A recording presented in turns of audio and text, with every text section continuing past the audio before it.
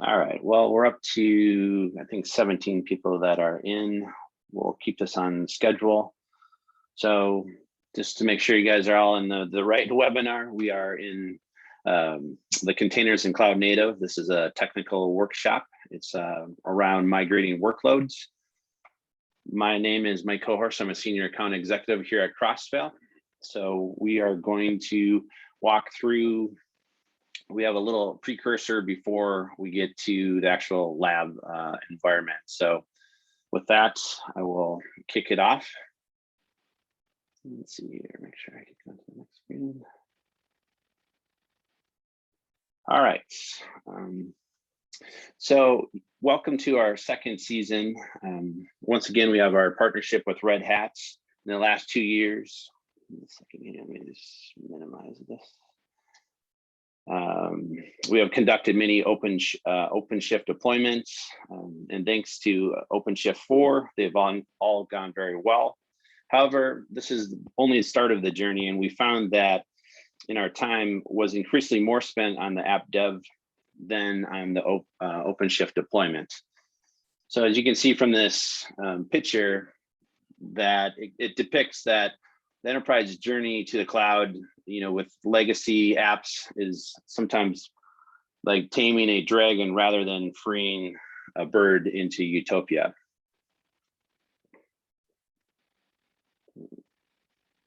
All right.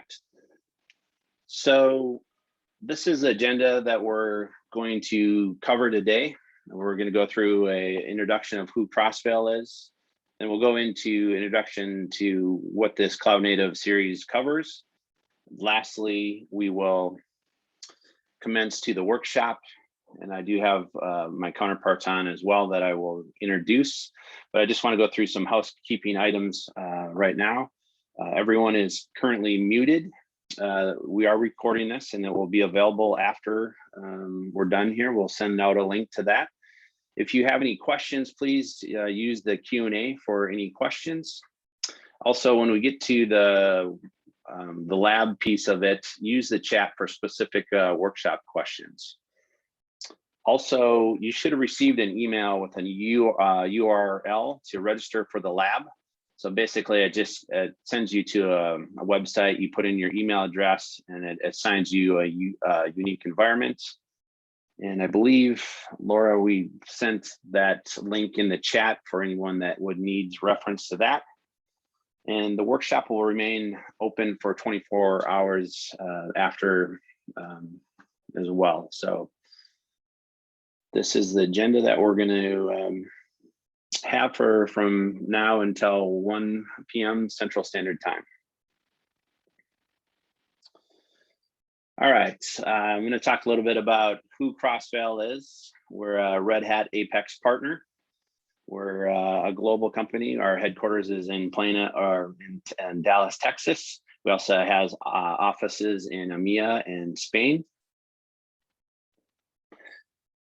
And really, we focus on the modernization journey, and the digital transformation has been well used, and the meaning is getting a little diluted. So how do we differentiate ourselves?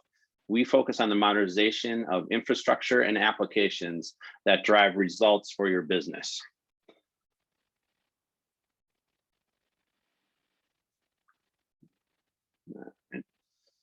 I'm just going to build this slide deck out here. So these are our 3 cornerstones that we focus on in our business. We focus on automation, the hybrid cloud journey, that's infrastructure and development, and also software development lifecycle. So what we try to do on the automation is basically through that, it enables strategic thinking at speed of business. And so you try to take those low-level repetitive business tasks and automate them so it creates cost savings. When we talk about the hybrid cloud, we understand that customers, as they go through the journey from on-prem into the cloud, there's going to be a mix. And so we position to run the applications where they need to be best located. Lastly is, everybody has their own software development lifecycle. We try to basically assess, learn where you're at, and then optimize through assessment, and then eventually through our consulting services practice. As I mentioned before, we're an Apex partner with Red Hat. We cover the whole portfolio. We won Partner of the Year the last 4 years running.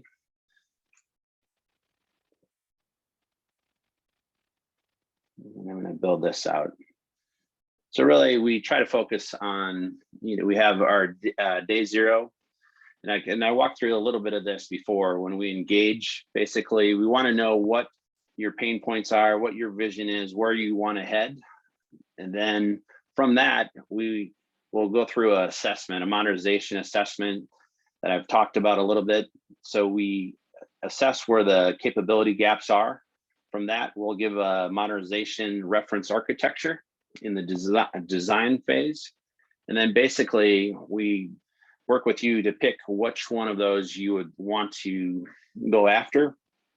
And then basically we'll develop a cohesive statement of work with your team. And then we'll go into a, maintain, build, so that you are able to continue down this path and get down into day 2 operations. All right. So I talked a little bit about this, how we engage. We're a global company. We have offices, like I said, in the US, UK, and Spain. So we can help with a wide range of delivery models. And how we engage, basically, we start out with discovery calls, work with your team. We do assessments, like I mentioned earlier. Basically, we can do proof of concepts, then leading into a statement of work and deliverables. So I do have my contact information. So if you have any questions, again, I will send this slide deck out after the presentation as well, so you have this as a reference point.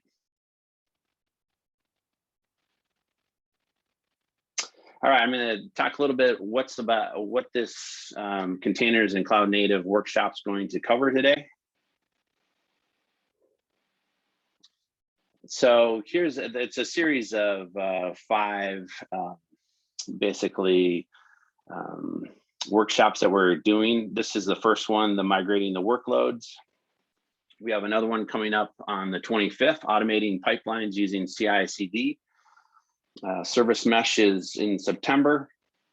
And then we have a couple other ones that are yet to be, well, the last one is we're able to do customized workshops too. So if there's something that you want to dive deeper in, we can work with you on doing that. So that's really that anytime the customized workshops. So feel free to check it out, where we have them listed on our crossvale.com/events. So you can go out there and check registrations and events for that upcoming events. All right, so when we're talking about migrating workloads, we're going to go run through the migration toolkit. We're going to jump into migrate JBoss EAP. The third part of it is basically break up the monolithic, introduce Quarkus Runtimes. Then the last is the monolith part 2, basically. And with me today, I have Marcos. He is a app dev person here at Crossvale. He is out of our Spain office. I'll let him introduce himself. Marcus, you want to give a quick introduction? Hello, good morning, everyone. My name is Marcos, and I am a developer from Crossvale. And I will be doing the webinar with you this morning. All right, thank you, Marcos. All right, so really what the slide kind of covers is it's all about the process, architecture, and platform. None of us today need to be told that things are changing fast. To keep up with the pace of change, your process needs to change. Welcome DevOps rather than DevSecOps. So as you can see, it encompasses a lot of people, process, and change in the sense of keeping up. And if you don't keep up with change, your competitors will. So that's why there's a great emphasis on this.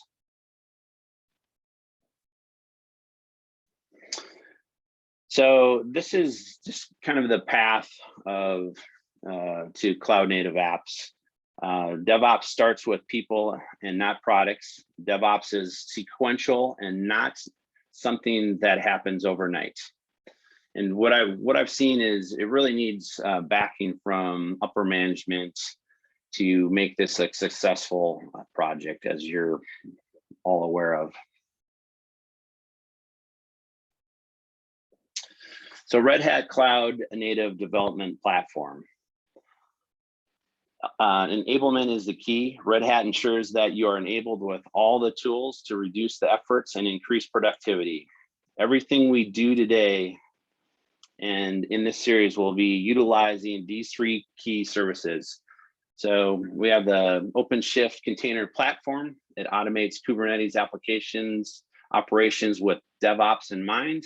We also have the Red Hat middleware stack. It's cloud native middleware, application services and service mesh. And then lastly, we're going to cover the Red Hat Code Ready development. These are tools and standards processes to increase developer productivity on Kubernetes.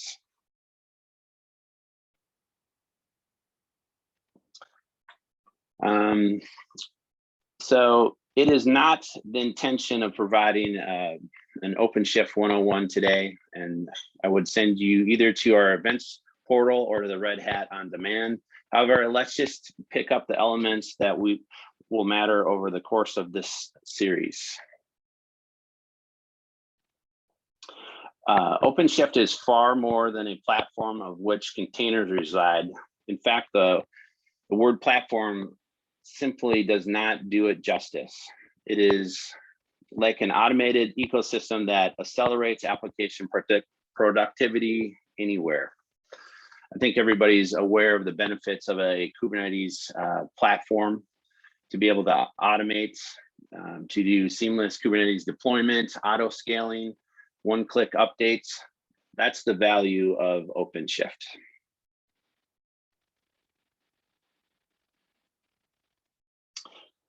It is a lifecycle management from code to review across the data and services. So it keeps in mind OpenShift enables developer productivity. As you can see, from build, test to deploy, many functionalities that we'll cover today. Building the next gen applications. Change means doing things differently. Yes, lift and shift might be necessary. However, refactoring Java monoliths into microservices offers huge advantages, and OpenShift provides the tools to ensure it is fast and secure. So everybody is aware of the value of what OpenShift can bring to the table. It has the OpenShift server mesh for the security components.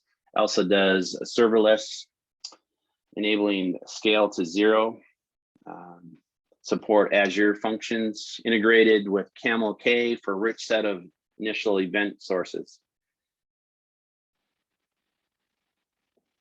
It is very easy to these technologies, but actually change the way in which you build and deploy applications. Agile is about small incremental change rather than the big bang. So you really want to break up the big monolithic app, take it in pieces, and that way it's easier to obtain success.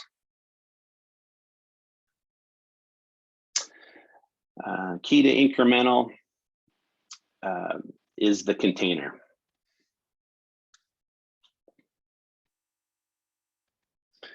Doing containers at scale is hard.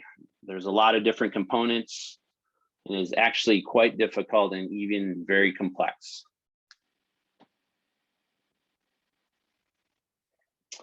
What the container is not is what the container is on matters. The platform matters.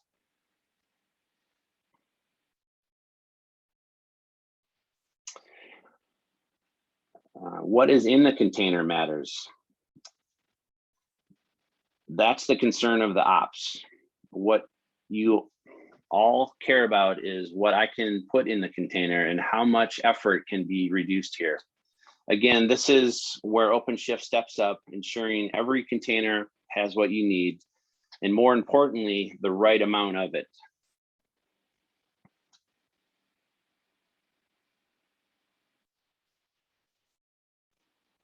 As we look forward towards microservices, the focus turns to the bit in between.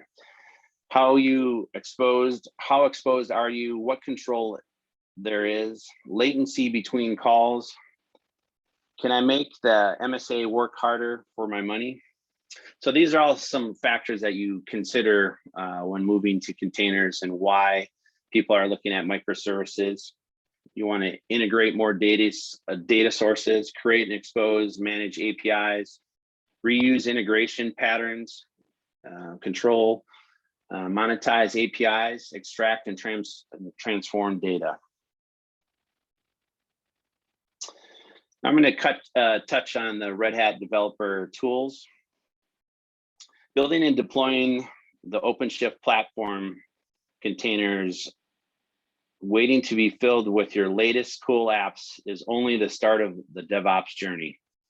For app dev, OpenShift has provided smart dev tools that really allow business to build strong app dev teams across the globe, singing off the same hymn sheet.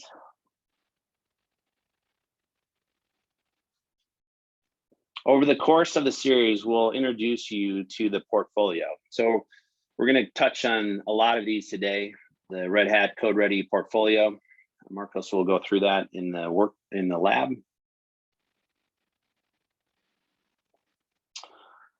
Today, in a few minutes, in fact, you'll be using workspaces, Red Hat Eclipse Shay. We used this in our last series and has proved very popular, again, to focus on standardization, which in turn promotes DevOps.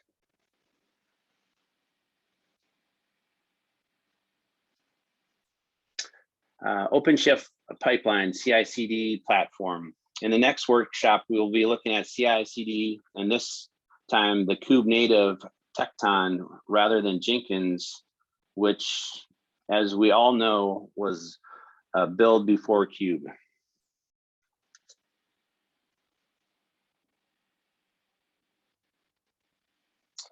So this is the OpenShift developer console. We cannot end without, of course, mentioning that dev console that drives teams together.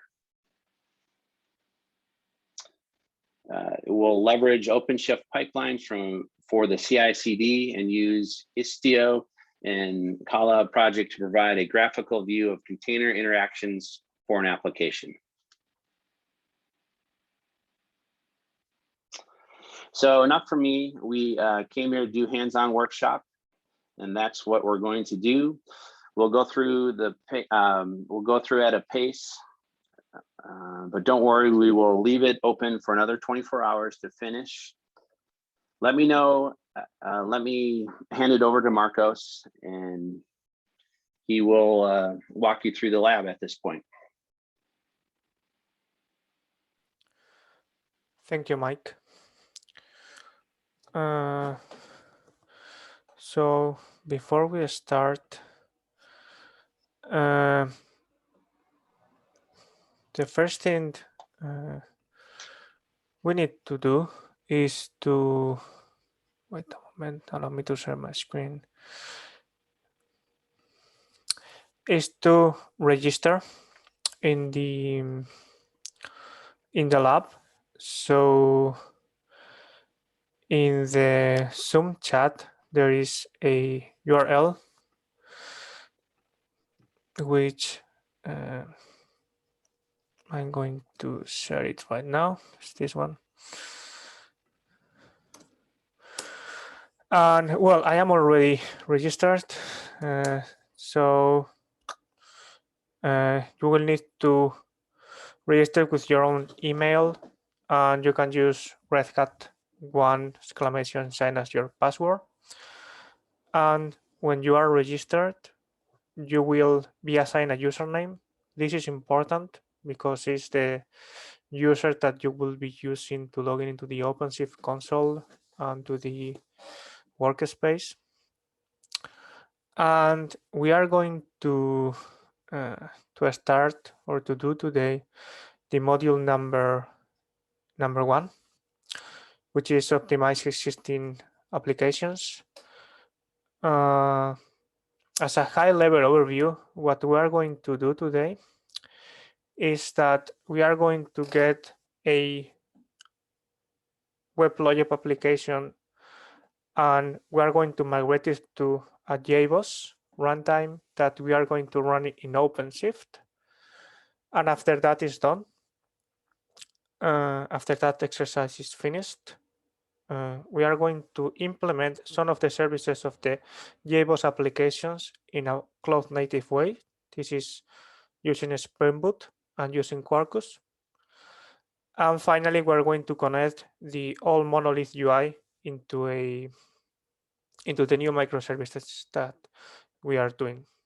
So basically, this is what we will be doing. This cool store project is what we're going to start with. It will be running its own project in OpenShift with its own database. When we have this running, the application will be fully functional in OpenShift, but it is still in a monolith. We want to break that down. And in order to break that down, we are going to get some of the API services, specifically the catalog service. And we're going to run it in a different container in OpenShift.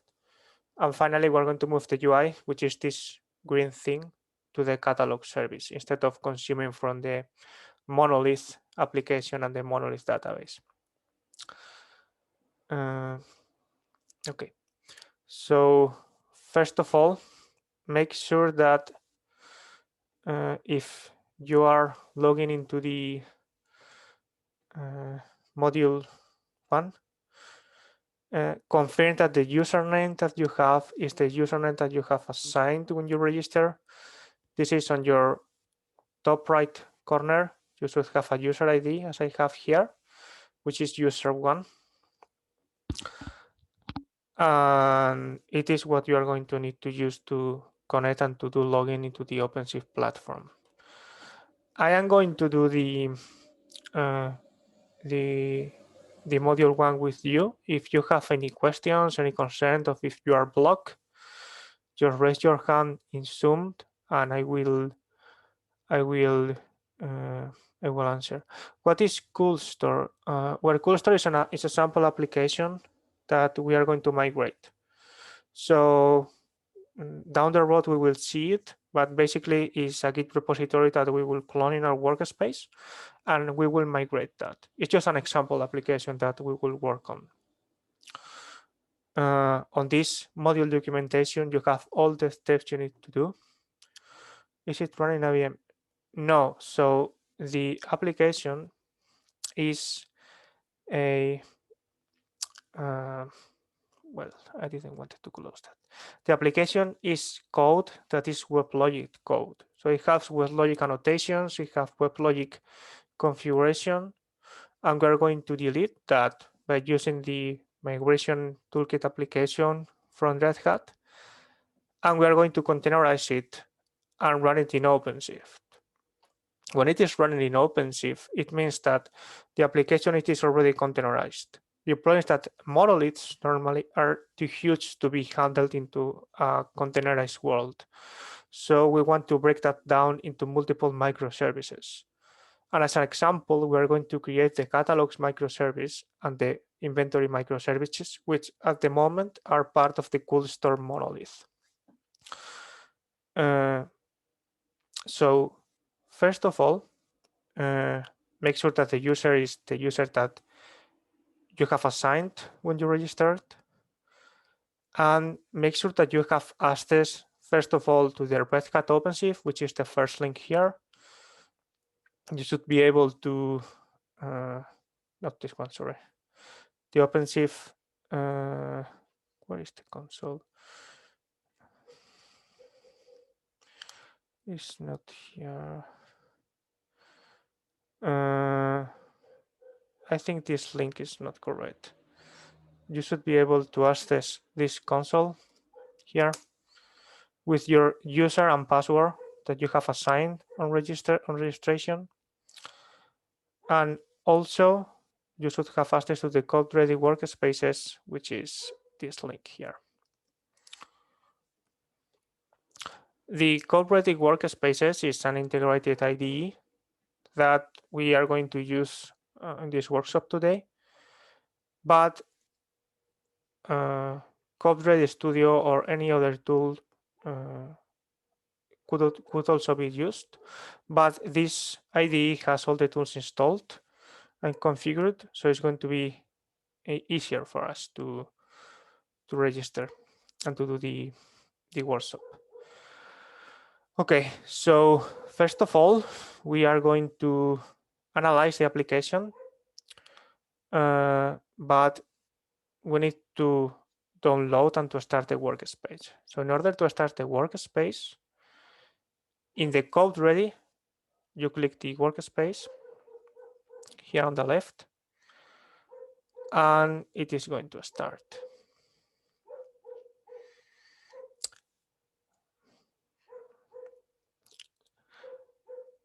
We need to give it some time.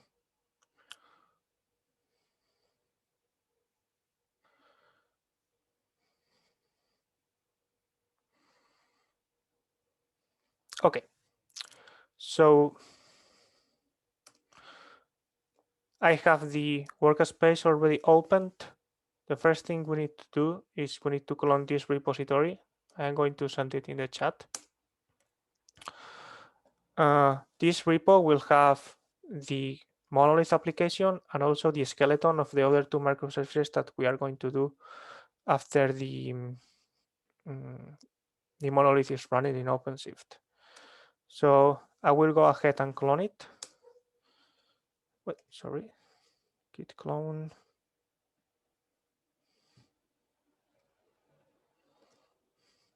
And clone. And input to projects. Okay, so I have already cloned it here, cloud native workshop. First of all, and before we continue, please make sure that you have downloaded OCP 4.7 branch. And in order to do that, we need to click this icon here on the right menu and open a new terminal. And go back to the Cloud Native Lab and just do a git branch. And I am on 4.7.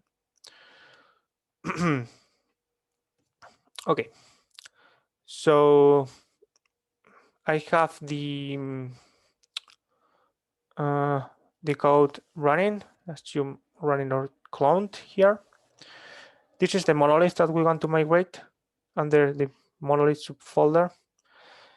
As you may see, there are some Weblogic specific configuration, like for example, this file here, that we don't want to use because we are going to migrate it to a JBoss runtime. In order to identify all the Weblogic specific code that we have into the application, we can use the migration toolkit for applications, which is this plugin here installed at the bottom.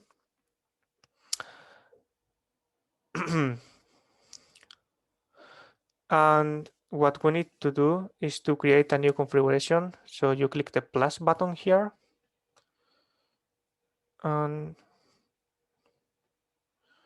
hopefully it will. Okay, mine is a little bit and responsive. I'm going to refresh. It's not refreshing. It's not responding. Okay, give me a second.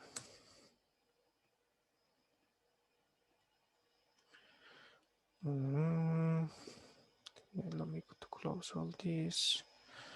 Close this one. I'm going to open the workspace again. Where is it gone? Here. Okay. So go back in.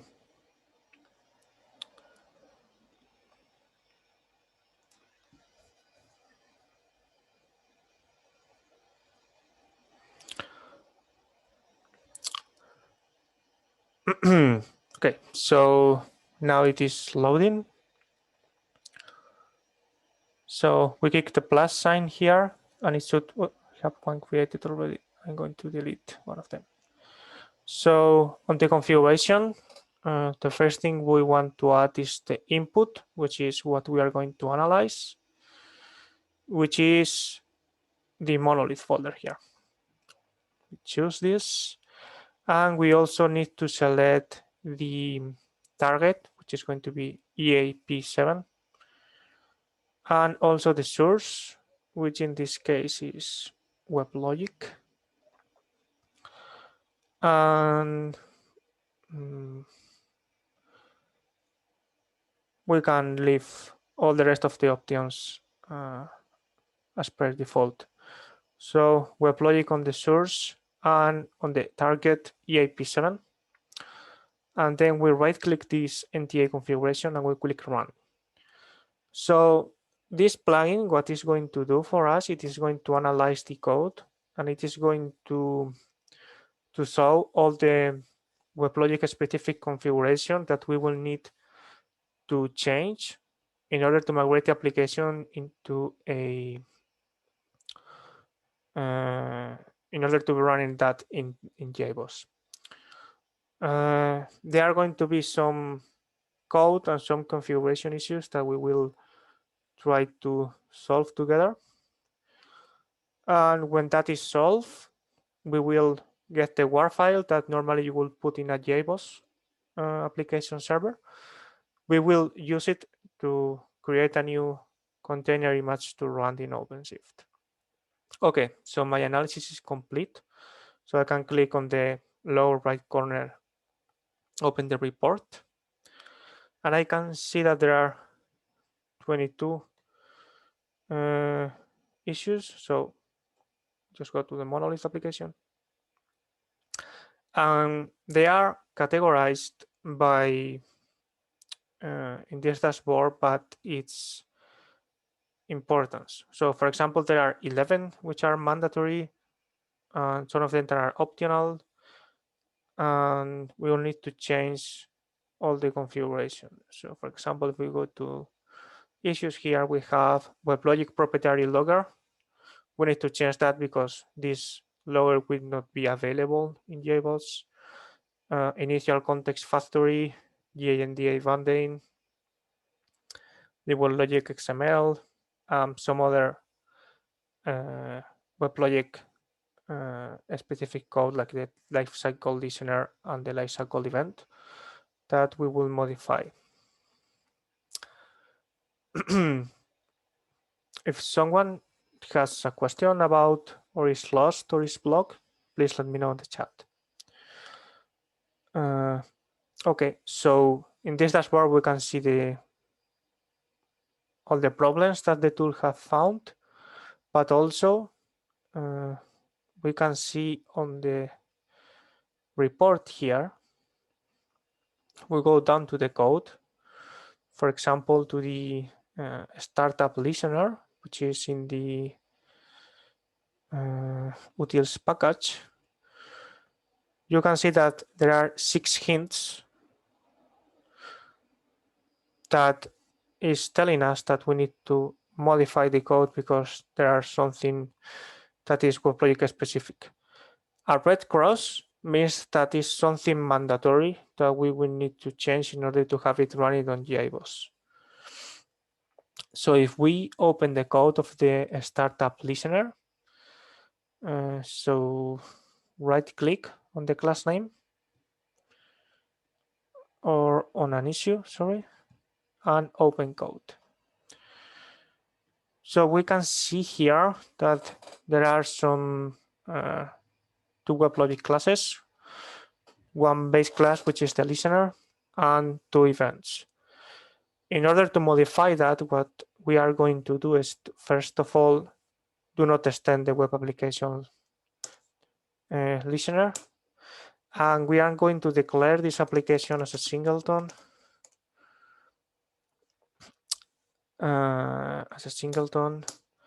And also at startup in order to replace that Weblogic Lifecycle annotation or subclass.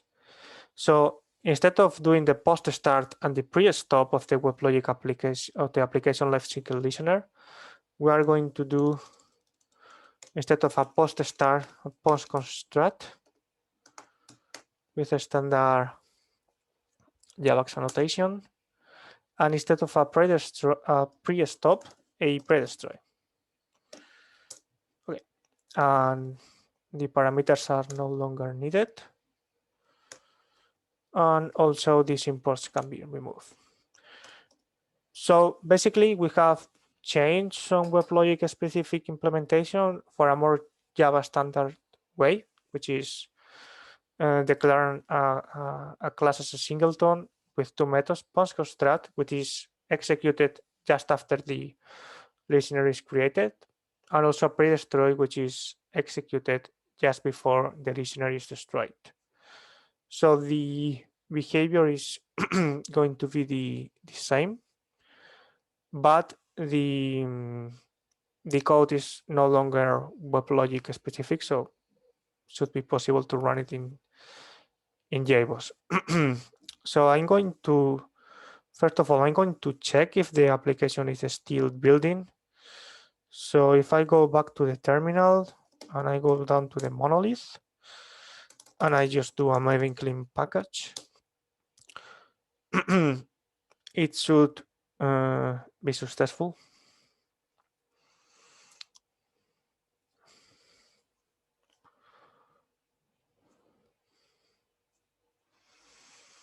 Okay, successful, great.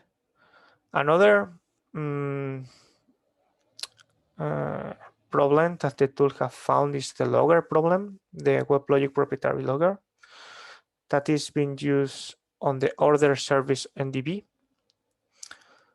So if we open the code, you can see that there is the non-catalog logger, which is a WebLogic logger. We will need to remove this logger by replace the logger class. So instead to be a non-catalog logger, it's going to be a logger from java.tutil.logger. And this is going to be, instead of new non-catalog logger, new logger. Okay. Non-catalog logger can go. Oh, sorry, it's not new logger, it's logger.getLogger order service ndv.class.getName. Okay. So now there isn't any WebLogic logger. So that was easy, just to change a logger implementation from a different one. Going to check the build again.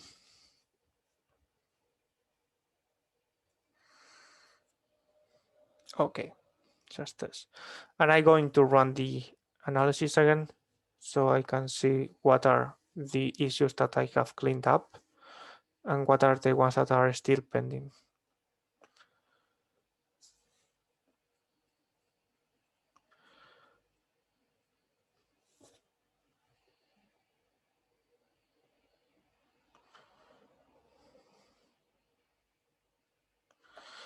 Okay, analysis in progress.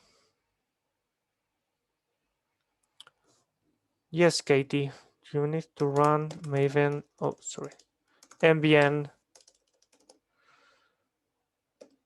MVN clean package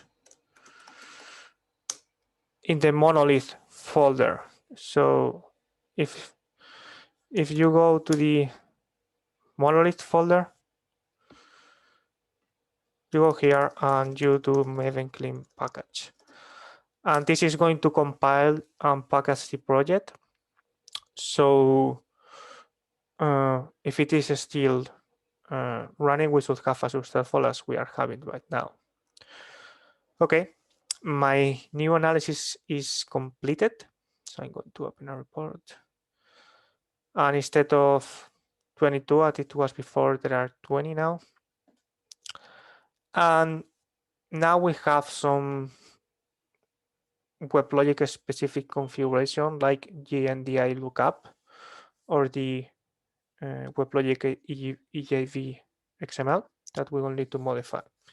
So basically the application is using JMS to communicate, and we will need to modify how it is configured in order to have a different way to configure a listener that is not WebLogic specific.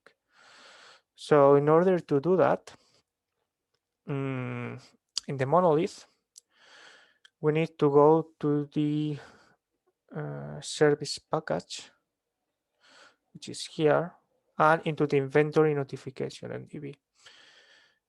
This class here has the WebLogic initial context factory and all GNDI configuration. So we need to replace, basically the onMessage method is okay, but all these init and close methods and get initial context need to be replaced because it is trying to communicate with the underlying WebLogic server that is not going to be there. Okay, Katie. So Katie's asking that she has a problem with the build. So the changes that we did was, yeah, first of all, I cannot see it here because it's already solved. First of all, in the startup listener, in the utils package, we need to add the singleton and the startup annotation, and to delete the extension of the startup listener class. So this was extending the application lifecycle listener. This should be deleted.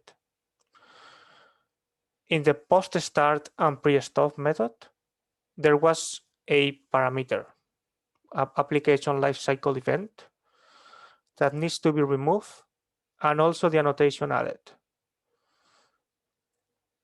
Make sure that you have imported the correct dependencies, which are Jboss annotation post-construct and Jboss annotation pre-destroy, and also for the singleton and for the startup annotations. This is the same way to do what was done with the application lifecycle listener, but in a different way. So the singleton and startup annotation means that these listeners should be created, and the post-construct and the pre-destroy annotations are indicating what needs to be done if the or when the listener is created or when the listener is going to be destroyed.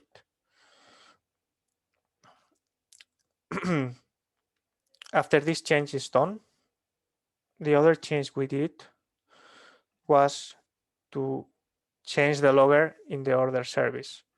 So this was a non-catalog logger that was replaced by a logger. On the java.util.login package, there may be multiple loggers on the class path, so make sure that you take this one. And we get the logger, and there is no other modification that needs to be done here. So let me go back to the documentation of the module.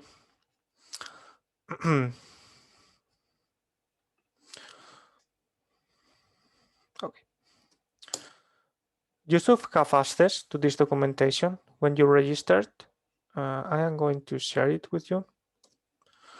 So if you are stuck or if you want to continue the workshop that will be running for some hours after this session is finished, you can go back to this guide and follow it. And if you have any doubts or questions, you can write me an email or ask me something. So the first step that we did was to fix the application lifecycle listener, which was basically to replace this code with this one. If it is not working for you and you are lost, just click here, copy the code, go back to the Eclipse, and just go back here and you paste the code. Same for any other change that we are going to do. Just click and copy.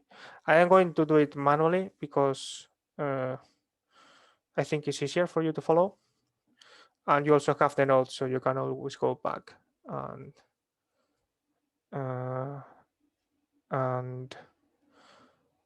check the result. Yes, the link is a self-signed certificate, so that may be a problem for some of you. But it's just because the OpenShift certificate is just self-signed. Okay, so after the startup listener is modified and we move on to the order service and we change the logger that was before, which was the non-catalog logger, by this logger. Same as before, if you seem to be blocked or you are not finding what may be wrong, you can click here and copy all the code and move it to the Eclipse workspace.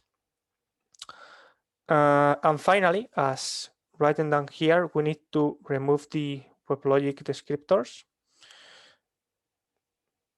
There is a lot of information here and a lot of links to the issues that you can find in a more detailed way. But basically what it is saying is that instead of using the Weblogic JMS configuration, we need to replace that with something more agnostic. So we will need to delete some files and we will need to do it in a different way. This service is the inventory notification NDB, which has some integration with the Weblogic JNDI context.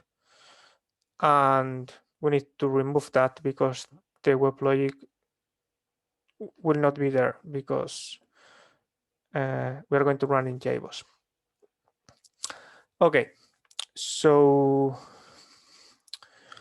now into the Explorer view here, not into the NTA, to the Explorer, we need to remove all the Weblogic files.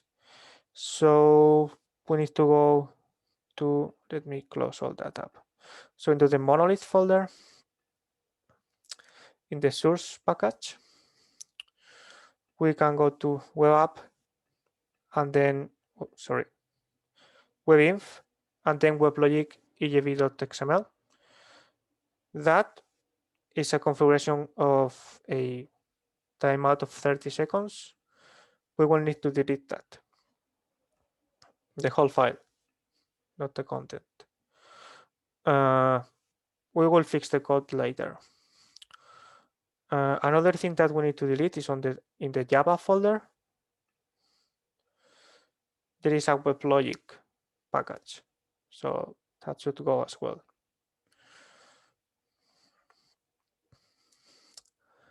And finally, we need to configure the inventory service as a JMS listener, not being WebLogic specific. So This is the inventory notification. We need to add some annotations here. First of all, message driven. We need to put a name, which is going to be the same as before. Capital I, inventory, notification, NDB. And we also need to include the activation config. Okay, all this annotation is also in the module guide, so you can get it from there. And now we are going to configure the destination from which the listener is listening, and also the transaction timeout that we just deleted from the Weblogic file.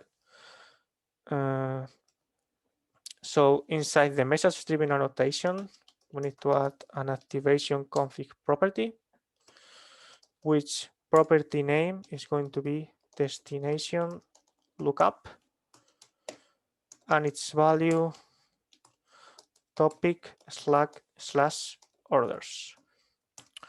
Okay, so I'm going to do this a little bit bigger. Okay, and we need to add another one. So I'm going to add a comma here, and activation config property.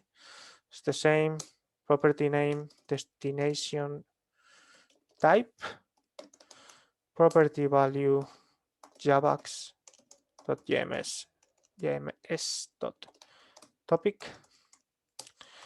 Another one which is activation property name, transaction timeout, property value I think is 30, and last one property equals acknowledge mode, property value auto -acknowledge. Okay, this is the configuration for the JMS listener on a not Weblogic way, so in a JBoss way. And also we need to change the code a little bit. The onMessage method is okay, there is nothing specific here, but the init method, the close method, and the getInitialContext method need to be deleted, because if you follow the code, this is trying to connect to the Weblogic GNDI. We don't want to do that, so this goes, because all this configuration has been replaced by the annotations we just written. And there are some, all these constants are no longer needed.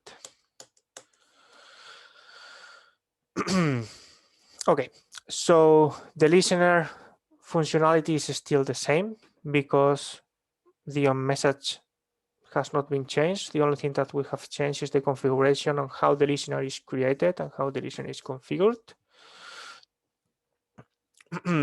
And that should be, I want to remove some imports here, and that is already clean. Okay, finally, as a step on this migration, in the POM file, there is a Jboss dependency, which is called jboss.spec.jboss.rmi. We need to delete that because it's no longer supported, so this should go. And I am going to run the analysis as well. So I go back to the MTA, right click, run.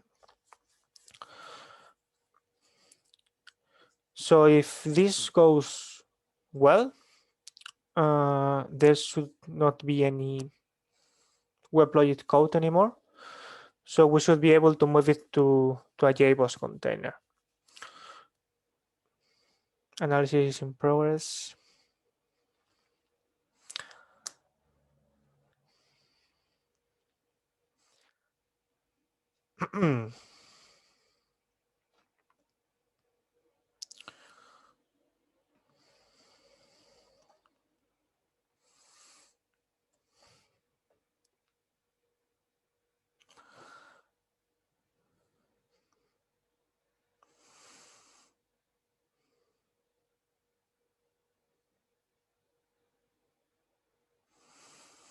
Okay, finalizing already.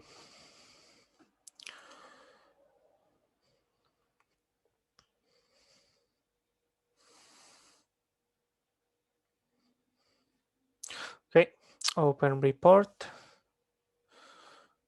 Still 7. What have I not deleted?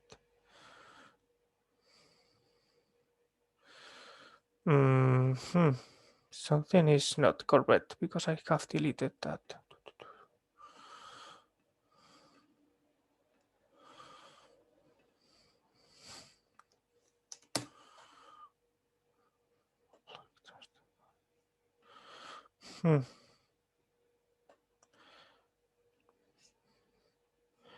Okay.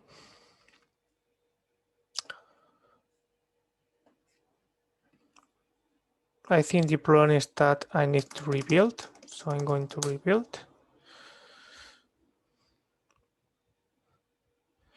And I'm going to run the analysis again. Because I think this is not updated. Because this file is no longer there. Yeah. So if you check, for example, this error, the file is under the target folder, which means that it's on the Maven build directory. And since I didn't reveal the project, that is why this identifying this as a problem. Now there shouldn't be any, this file should not be there. So we should be good now.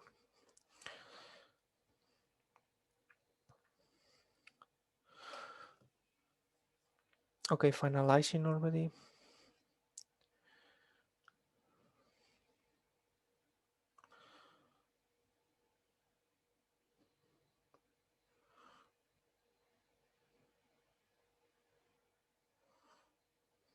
Open report. Okay, now there are 0. So make sure that you rebuild the project before you run the analysis. Okay, so the application is already or is ready now to be running in Jboss, but we don't want to run it in a standard Jboss. We want to run it in OpenShift. So we are going to do a little modification to the POM file. So if you open the POM file, which is in the root folder of the monolith, and you find profiles, you will find this. We need to add a new profile that we are going to call OpenShift, because it's the way that we are going to build the application when we want to run it in OpenShift. And into plugins, this is not okay. We're going to add or to modify a plugin which is artifact ID Maven war plugin.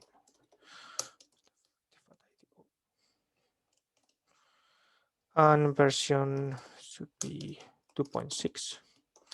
Okay, so we are going to modify how the wart is built, the war file. In order to do that, we need to add a configuration element here. And we need to go and include web resources. Oh, sorry. Resource. Now, resource. This whole XML is on the guide if you want to copy and paste. And we are going to include the webinf folder. So we need to include a directory, which is base there /source/main web app web-inf directory.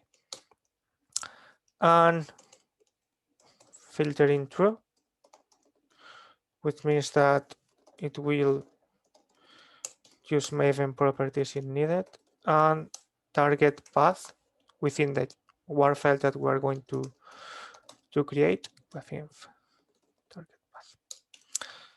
And also we want to change the output directory. This is where the WAR is going to be created. So it's going to be base dir /deployment. Okay. And WAR name, we're going to call it root WAR name. Okay. So with this profile, we need to rebuild the application in order for this configuration to be executed. So we need to execute Maven clip package minus capital T and OpenShift, which is this ID here on the plugin. Okay, I did something wrong. Yeah.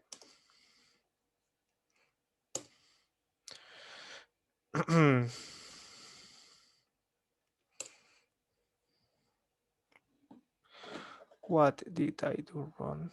This is correct. Let's check it again. Oh, and recognize that. Oh, yeah, that is correct. I need a build here. Build before plugins. Yeah, now it should be okay. OpenShift. Yeah, I write package run. Okay, so this is going to do almost the same as before, but with a little difference. It is going to create a deployment folder here, which a WAR file that is called root, which is what we have specified here. And also in the target folder, you can see that in the webinf, there is the content of the web app application. So we are good to go. This WAR is already ready to run in OpenShift. So we need to log in into the OpenShift console. Let me share the link with you in the chat. You should be able to log in into that console with your user and password assigned in registration. And the first thing we need to do is to create a project. So we click add and create a project. And name is going to be user1 cool store dev. And the name doesn't really matter, but it's going to be store monolith dev. And I click create. So I have already a project created in OpenShift, which is a set of configuration or applications that are within the same project. You can configure user permissions and application permission also based on a project. And in order to deploy the monolith into OpenShift, we will need to use a template that is provided. So within this view, just after the project is created, you need to go here from catalog, and you can try to find by monolith. And the first one, cool store monolith using binary build. You click here and instantiate template. User ID is going to be user1 for me. For you, it's going to be the user that you have assigned on registration. And we go and click create. So in the catalog, there are some useful templates that you can use, and we will be using during this workshop. This one is a template that is going to create two deployments. One is from a Postgres database, which is the Monolith database, and the other one is the Monolith application itself. So one of the things that it configures is a build config called cool store. And if you go inside it, into the YAML tab here, you can see that when it loads, first of all, the name of the output, which is going to be the name of the image that is going to be built. Once the image is built, it can be promoted to any environment or OpenShift cluster you want. You only need to build it once, and you can run it anywhere you want. And another important thing is the source, which is JBoss EAP -OpenShift. 7.2 is the one that we have selected in the migration application toolkit. So this is correct. And finally, there is a type here which is binary. This means that the build cannot be executed by itself. It is going to expect an external input, which is going to be the WAR file that we built locally. So with a command line tool, which is the OC command line interface, it is possible to start this build and also send in the WAR file we just created. Okay, so in order to connect to this OpenShift cluster, we need to log in into OpenShift. So back to the cooperative workspace. There is an option which is login to OpenShift here on the right. You need to open this menu and you click there. And login successful, you have access to the following projects, which are one of them is the cool store dev. Okay, so this can be closed now. And if in the standard terminal, I do an OC project now, I see a project that is user1 book info. That is not the project that I want to be. I want to be in OC project user1 cool store dev. And now I am there. So in order to build the application, I can get the build configuration by doing an OC get build config. And it is saying that there is a cool store of type binary. This means that I have to provide the input. In order to do that, I need to write this command here, OC start build from file equals deployment slash root.war. And then I'm going to add the follow. So yeah, I need to add the build config name here. Start build config name from file deployment slash root.war. I can use this path because I am on the monolith folder. And then follow just to see the log of the build itself. So now it is uploading the file as a binary input for the build config we just used.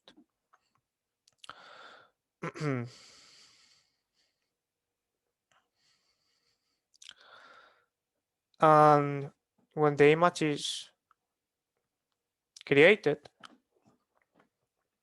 in this view here in topology, we should see that the cool store is no longer white and it becomes blue because it has something running there.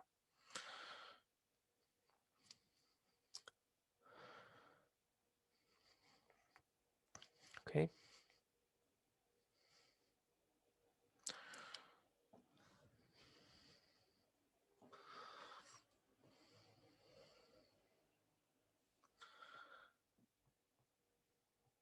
It is still running the application or the image. Okay. It is done. It is successful. And now here you may see a light blue, which means that the application is starting. When it becomes dark blue, it means that the application is ready, so we should be able to access the web UI. So if I go here, I can see that there is a pod running, which means that there is an application running. The pod here, if I go to the log, this is something very similar that you will see in a JBoss application.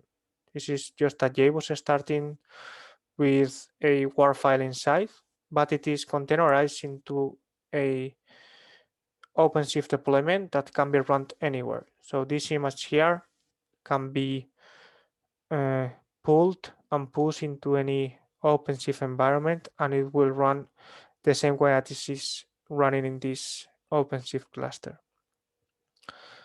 Okay, so I go back to the topology. Now it's dark blue, which means it is started. So I click here. And I have an application running onto the into the OpenShift. Okay, so just to do a summary of what we have done here, this application was written on with Weblogic specific implementation classes, and we could analyze that and remove all the specific code. And it was possible to remove everything and create a word that can be executed in a JBoss container image. The JBoss container image system used as the base image from our build, which is a binary build that using the war input can create a new image that we can run in OpenShift. And as we can see here, we can see the cool store application working correctly. Okay, so one thing to consider is that the monolith has not been touched yet. So it is the very same application that it was running on a Weblogic environment. The difference is that now the running platform is OpenShift. What we are going to do now is we are going to take two of the services of the application, which are the inventory and the catalog service, and we are going to write them in a more cloud native way. So it could be deployed to OpenShift as a separate microservices. And when we have that running in OpenShift, we can go and change the UI to the new microservices. And since the JSON they are returning is the same as it was being returned by the old monolith application, the UI will still be working as expected in the even if the new microservices are no longer inside the monolith but as separate microservices. First of all, we are going to start with the inventory project, which do I have the, I don't have the image anymore. Give me a moment. Okay. So within this image here, we have implemented the left part of it. Now the cool store application is running in OpenShift. And we are going to write now the inventory microservices using the Quarkus framework. The Quarkus framework is a tool that allows you to write cloud native applications, and it is also faster than other frameworks and can also run with the JVM, which is something that we are very used to utilize in our applications.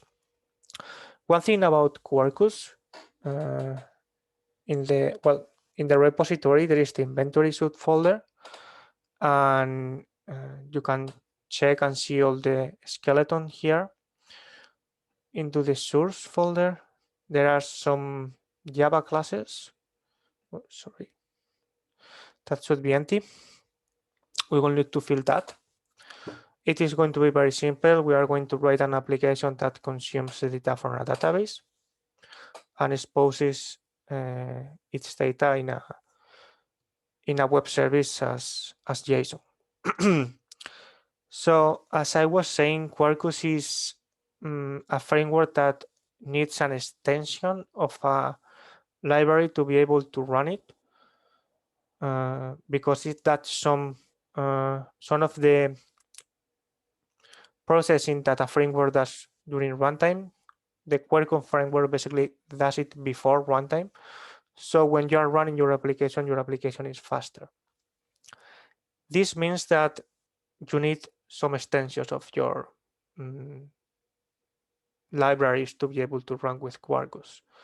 For example, instead of having a Postgres dependency, you will have a Quarkus extension Postgres dependency. These extensions have to be added to the POM file.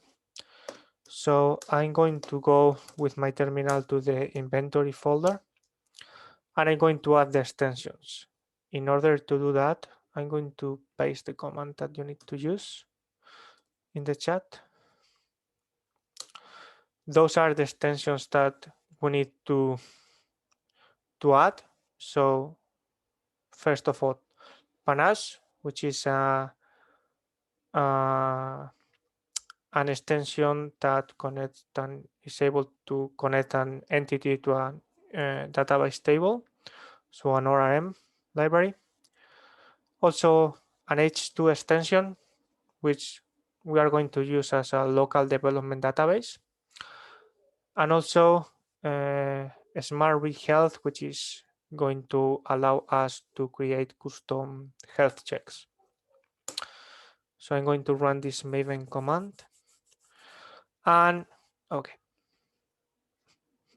as you can see, these extensions have been installed, which basically means that have been added to the POM file. So if we go to the POM file, this is not, I think, the inventory POM file. Where is the inventory POM file? So here you can see that Panache, SmartRead, and H2 extensions are here. Those are basically Maven dependencies. It is not required to use the Quarkus plugin. You can add them manually. Okay, so first of all, we are going to write the inventory entity. So onto the cool store package, the inventory.java file, we're going to declare new package here and a class which is inventory and extends Panache entity. Okay. We are going to add a notation which is entity and also catchable. So we have it here. Okay, so I need to import all of these. What is this here? Import entity. And yeah, it was not imported. Okay. And now we need to add the fields of the entity, which are item ID. It's going to be also location, an integer, which is quantity, and also a one that is going to be a link, and I am going to add also a default constructor here. So very small entity with 4 elements here: item, location, quantity, and link. And what we need to write down is the web service that is going to use the inventory entity to connect to the database and get its data. So into the inventory resource.java, we need to add a new package con.redhat.coolstore with an application that is going to be inventory resource pretty much public class. Yeah. Okay, and I'm going to add the annotation of a web service, which are application scope. First of all, we are going to add a path, which is going to be services / inventory. We are going to add also a produce annotation, which is going to be media type dot application dot JSON, and also a consumes annotation, which is going to be the same as the produces annotation. Okay, what is the problem here? It's not imported, right? Yeah. Okay. So we need a method that is going to retrieve all the data of the database. So we do a get. It's going to be public and it's going to return a list of inventory. And we're going to call it get all. List is not imported, so we import list. And what we need to return is a turn inventory dot list all, and that's all we need. We'll be configuring the properties of database connection afterwards. We also need another get by ID. So this is going to be a get on a subpath that we're going to call item ID. And we are going to return a list of inventory. We're going to call it get availability. We need a path parameter here. Path param is going to be item ID. Okay. And okay, so we do a query to the inventory, type of inventory. We want to get all of them and do a filter of an element which is item ID equals item ID. So when a request is made to the server by item ID, we only return the ones that have that particular item ID. And finally, collectors to list, because it could be multiple items. Okay. Those are the two operations that this particular microservice is going to expose to the callers. But in order to return a valid error when an error occurs, we are going to include a error mapper here. So we need to use the annotation provider and to create a new static class that we are going to call error mapper that implements the exception mapper interface and of type exception. Okay, we need to implement the missing methods, and this is to return always the same response in the event of an error. So if an exception is thrown, this is run. If an exception is thrown up to the controller, this error mapper will be called, and we will transform the exception information to a JSON.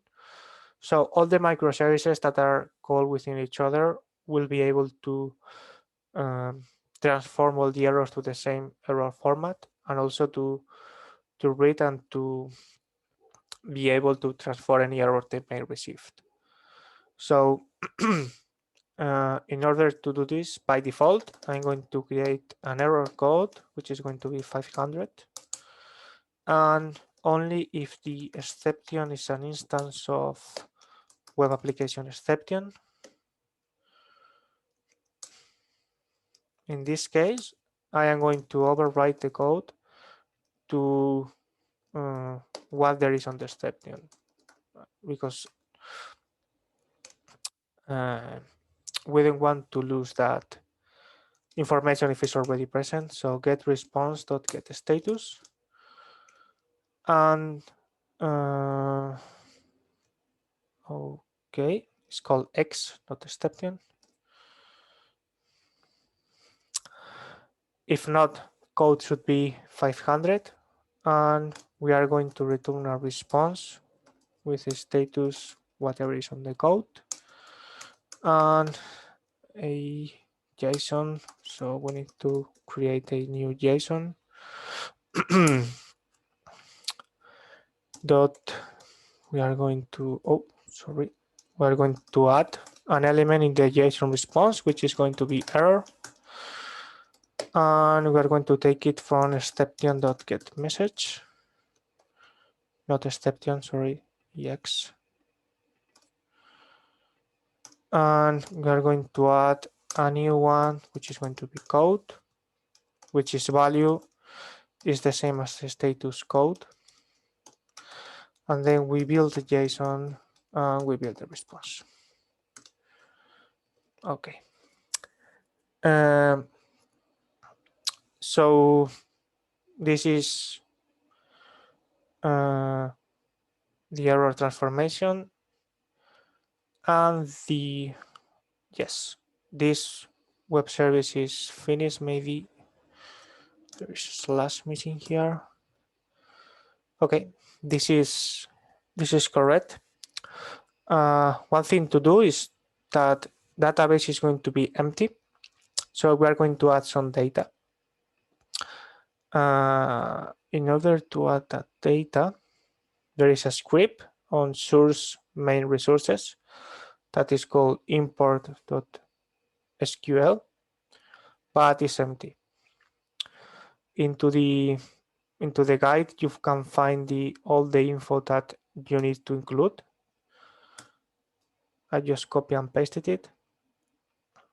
There are some insertions into the inventory database, so we may have some elements to work with, and not just to have an empty database.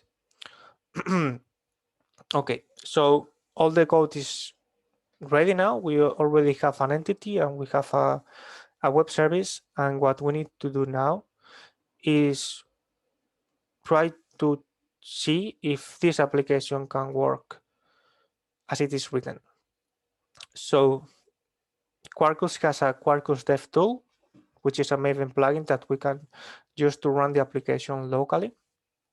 So into the application.properties of the application, of the inventory application, under source main resources, we need to add some database configuration. First of all, we need to include the dev profile, which is active by default when using the Maven plugin to run the application. Quarkus.datasource, and for testing, we are going to use a database which is an H2 database. We need another property, which is going to be the URL data source. This is not jdbc.url equals jdbc. For testing, we're going to do it on memory and inventory. Another thing to add is the data source.jdbc driver, which is H2 driver. And we also need to add a username and a password to connect to the database. Username, inventory, Password, I am going to use, wait, this is not correct. Status. And password is going to be my secret password. And we're going to include the number of connections, which is max size 8, and minimum size is going to be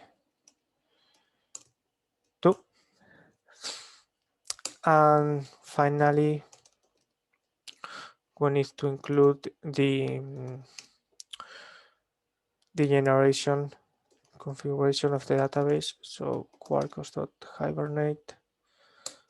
Yeah, generation is not known. It's going to be drop and create. So each time that the application is restarted, database will be deleted and will be created again. These are all the properties that we need, and I am going to run it locally now.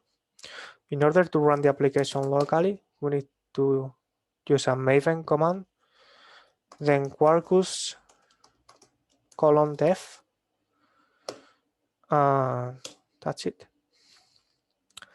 This is going to start the application. We click yes when it seems that a new process. Oh, something went wrong. Let me close this. Yeah, it is correct. This class does not exist. It's driver capital D. So close and do it again. And this is going to start the application with the dev profile configuration, which is all the properties that starts with dev. I'm going to click yes and open a new tab. Okay, it's not available yet. Okay, something is not correct.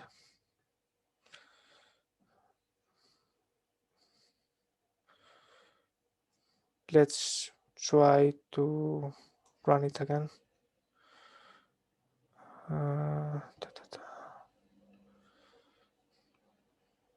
Okay, let's open a new terminal. And what happens if I go 8080/services/inventory? Yeah, so if I do a curl to localhost, as you can see, I can see the response here. So the application is running and the information that is returning, for example, 736 on this item ID. If I go to this SQL file, I try to find it, there is going to be 736 items of this particular inventory element. So I'm going to try to do it by ID. So 329299. Yeah, and it only returns 1. Okay, so the Quarkus application seems to be running locally. And we will need to configure it to be able to run this in OpenShift. The first thing that we need to configure is a custom health check. That is why we need this class here. So the health checks in OpenShift are what is going to indicate to the cluster if the application is ready, which means that the application can accept inbound traffic, or if the application is alive, which means that the application could be restarted if the live check fails a number of times. So we're going to write a health check. So it's going to be inventory health check, and it's going to implement the health check interface on Eclipse microprofile. And we need to implement some missing methods here. And to add the annotation readiness. And also application scope. And what we are going to do is that we are going to make a request to the inventory database. And if it returns something, then we are going to consider that the application is up. In order to do that, we need to inject the, I'm going to do it private, the inventory resource, inventory resource. And I am going to do if inventory resource.getAll is not null, then I'm going to consider that the application is up. So success.app.build.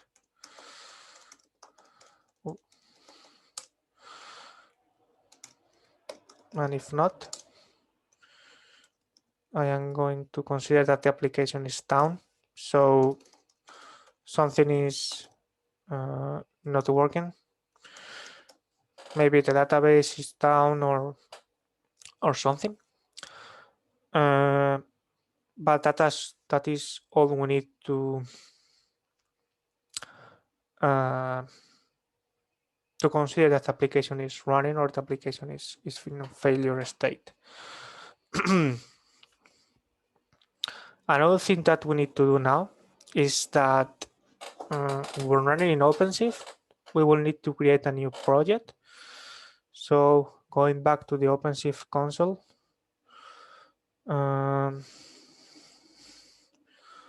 we need to go to the projects. There is already one created, user one inventory, and there is nothing running.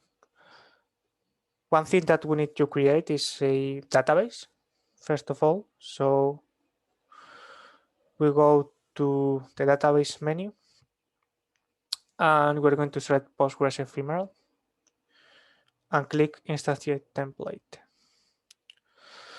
Now the username is going to be inventory, password, my secret password, and the database name, we're going to call it inventory. And the database service name, we're going to change this for inventory database. The service name is basically the host name that we can use to connect to the database. And we click create. So we have now a Postgres database created in OpenShift, and we need to configure the integration with the database in the application. So in the application.properties file, in the same file as before, we can add some prod properties, which is the profile that is going to be active when the application is running in OpenShift. So quarkus.datasource.db-kind, we need to specify that is going to be Postgres. And I'm going to copy this. The URL, jdbc.url, is going to be Postgres as well. And the host name is going to be inventory database on port 5432, which is the default, and the database name inventory, which is what I just included in the template I created. Another thing is the driver. We are going to need all of this, so I'm going to copy that. I'm going to copy it here. I'm going to remove the values and this is going to be prod, not dev. Okay. Okay. So the driver is going to be Postgres instead of H2. Username is inventory. Password is my secret password. Size, we're going to leave it as it was before. And generation, yeah, drop and create is okay. We don't care if it's a drop and create because there is the script. that is going to populate the database each time that the application runs. Now we need to specify the script that it needs to run. So Hibernate SQL load script is going to be import.sql, and we are going to disable the log of the SQL sentences. Okay.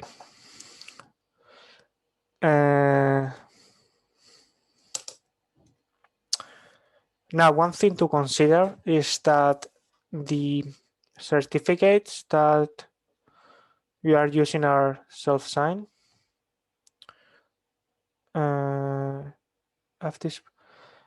Yes, Mark. So when the application is started in OpenShift, there are two sets of properties here: dev, which starts with %sign dev, and prod.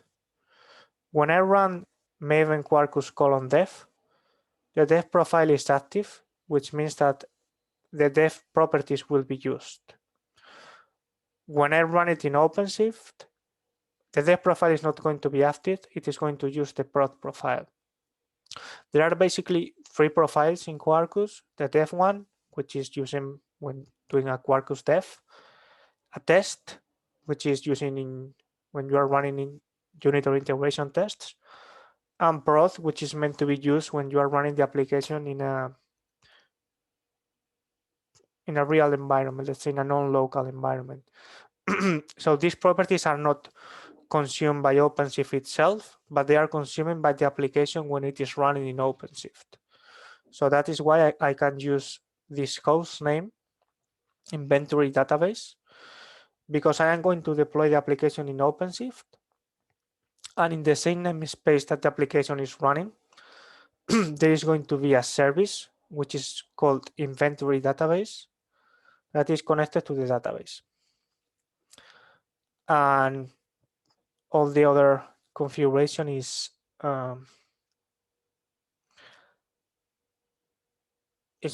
required just to create the database at a startup and the connection number and all that kind of configuration. Another thing to consider, as I was saying, is that the certificates are self-signed within OpenShift in this case. So we need to configure Quarkus in OpenShift, like Quarkus Kubernetes, to trust all thirds. So trust thirds equals true.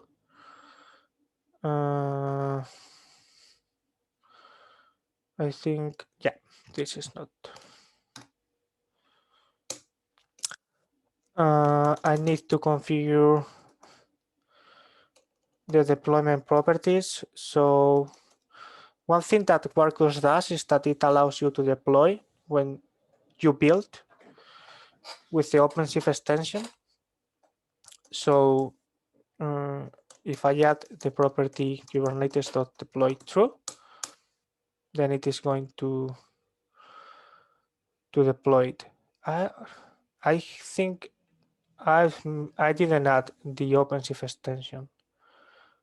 That is why it is not recognized, this thing. Okay, I'm going to add the OpenShift extension and also Postgres extension. So I'm going to paste the command in the chat. As I said before, the extensions are needed in Quarkus because there are some logic that Quarkus does, and we need extensions. So for example, a normal Jdbc library will not work if you are doing Quarkus development. You need the Quarkus Postgres extension. And I have also included the OpenShift extension. So when we run the build, it will deploy it. So I will go to, I will include all these properties. Oh, sorry, this is Kubernetes dot deployment target is going to be OpenShift.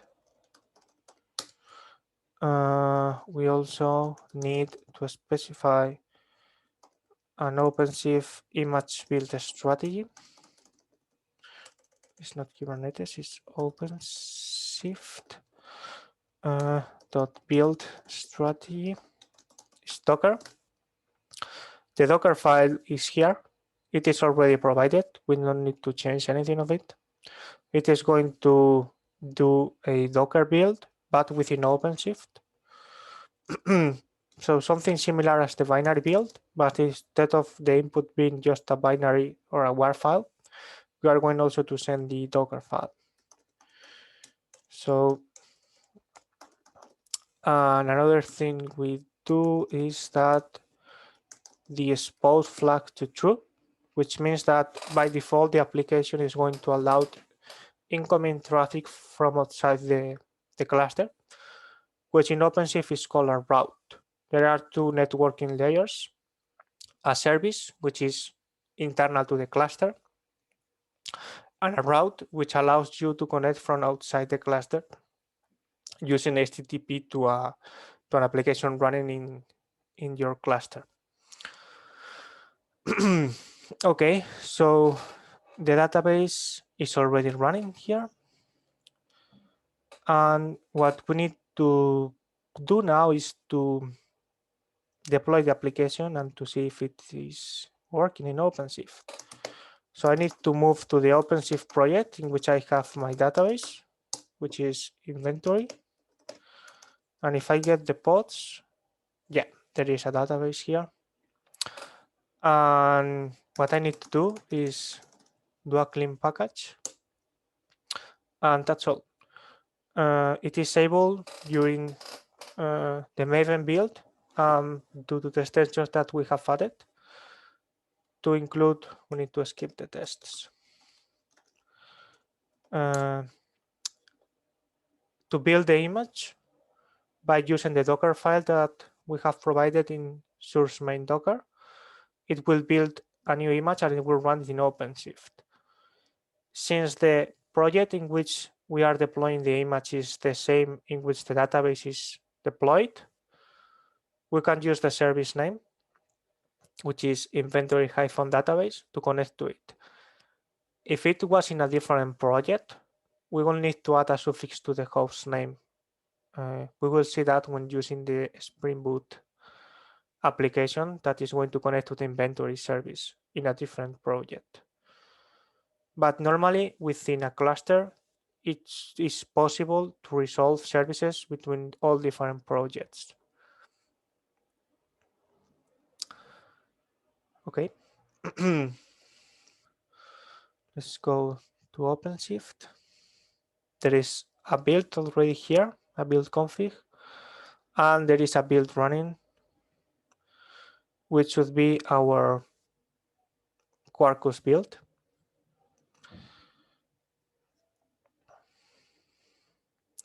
It is still building.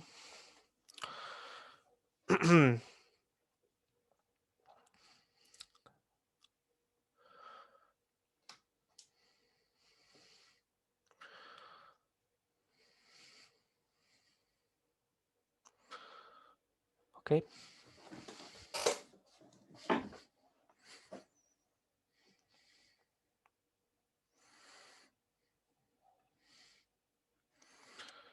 Okay, it is already completed.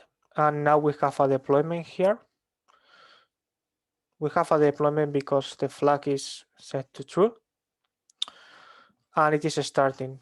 The moment it becomes dark blue, it means that the inventory pod is ready. It is already ready. So we can see the application URL. And I assume that if we go to services inventory, maybe it should be HTTP. Yeah, we can see the inventory service that we have. And if we go by ID, I think it was this, maybe this one. This rerouting to HTTPS all the time, but in this case it's HTTP. It is possible in OpenShift. In this case, we are going through HTTP. but it is possible to define the HTTPS only at the edge of the cluster, which means that everything that goes from outside the cluster to inside the cluster has to go through HTTPS. But inside the cluster, you can go to HTTP, and you don't need to change your application. It means that your application is still working on HTTP, and it's the routing layer, the one that is going to expose HTTPS for you, send you the message that is where HTTP, but only inside the cluster. So all outgoing traffic would be encrypted with HTTPS. But we are using, in this case, is HTTP. Okay, so the inventory application is running, and what we are going to continue with is a catalog application, and the catalog application is going to be written in a Spring Boot framework instead of Quarkus. It could be done on Quarkus as well, but Spring Boot is also an option. And the catalog is going to be similar to the inventory in the way that we are going to create a catalog database and a catalog microservice. But it is going to be more complex than the inventory because one of the elements that it is returning, which is the quantity, is going to be obtained by the inventory microservice response. So there is going to be an HTTP integration between the catalog and the inventory microservice. Okay, in order to start, first we need to go to the POM file, and we need to add some dependencies. We only have a Spring Boot starter dependency, and we would need Spring Boot starter web. So the application is going to be running. We also need Spring Boot starter data, Jdbc, because we are going to consume the catalog database. And I'm going to include also the actuator, which is a Spring Boot library that exposes the health checks for us. So we don't need to write a health check as we did on the inventory database. And I am also going to include a fine client dependency. So Spring Boot Framework Cloud, Spring Boot Starter, Open Fine. And finally, I am going to include history as a circuit breaking. One thing to consider when you are doing microservice architecture is that in this, for example, in this scenario, the catalog microservice is going to call the inventory microservice. And for each of the elements in the catalog, it is going to make a request to the inventory microservice in order to get the quantity of a t-shirt, of a hat. The problem that by doing that is that you are putting a lot of requests to the inventory data service. You don't want to log all the processing because the inventory data service is slow or because the inventory data service is down. So what history is allows us to do is to configure a timeout, for example, a timeout like 2 or 20 seconds, and configure a default response that will be returned to the caller. For example, quantity 0 or quantity -1. So the thread will not be blocking, waiting for an inventory service response. Okay, so did I? Yeah, this is Netflix histories. What did I? I think I did something wrong with the dependencies. Let me check.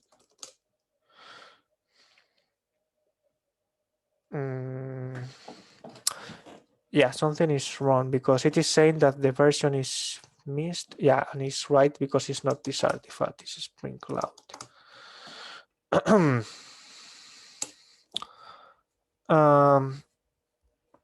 Okay. So we have added the dependencies. And if we go to the classes that we have here, some of them should be already provided. Okay, so we have an inventory, which is the inventory web service model, item, location, quantity, and leak, the same as we had on the inventory service entity. And also a product that will have all that we have on the catalog database, which are all these 4 elements here, plus one, which is quantity, which will be obtained from the inventory response. So what we need to do is that we need to, this cannot be used as an entity because it has an element that will not be on the catalog database, which is quantity. So we are going to do a Jdbc template repository. So if I go here and I create a product repository .java, oh, it's okay, yeah. And I declare the package as the expected one. And this is going to be a product repository. I am going to add the repository stereotype. And also, I need to add, first of all, I will auto-wire the Jdbc template. Since we have added the Spring Boot data Jdbc starter, it is possible to configure the integration with a database into properties. So we don't need to configure a data source or something like that. We can just use the Jdbc template directly. And it will be created based on the properties we have configured in the application properties file. Okay, auto-wired. I'm going to create a row mapper of a product,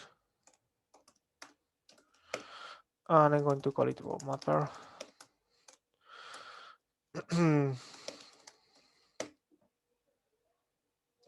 Okay, something is not compiling. What is the problem here? Yeah, row mapper, product, and row mapper new.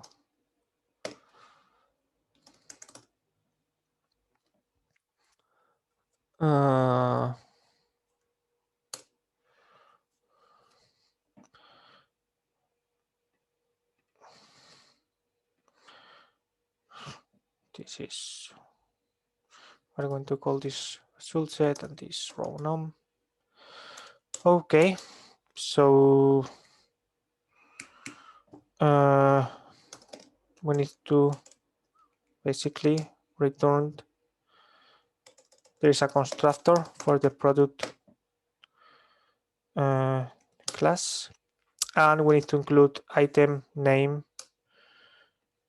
description, and price. So item ID is going to be result set dot get string, and it's going to be item ID. For name is going to be the same but name. Oh, from description, let me close that. From description is going to be the same but description. From price it would be a get double of price. Okay, so there is a Jdbc template and a row mapper. And now I'm going to write the methods itself. So one of them is going to be, I'm going to call it read all. No input params. And we are going to return, for the moment, we're going to import the list, which is not imported.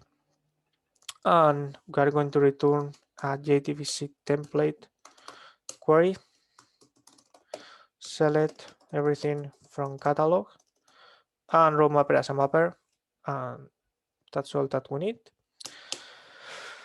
And we're going to write a new method that is going to return only one product, and it's going to be called find by ID and receive one string, which is ID.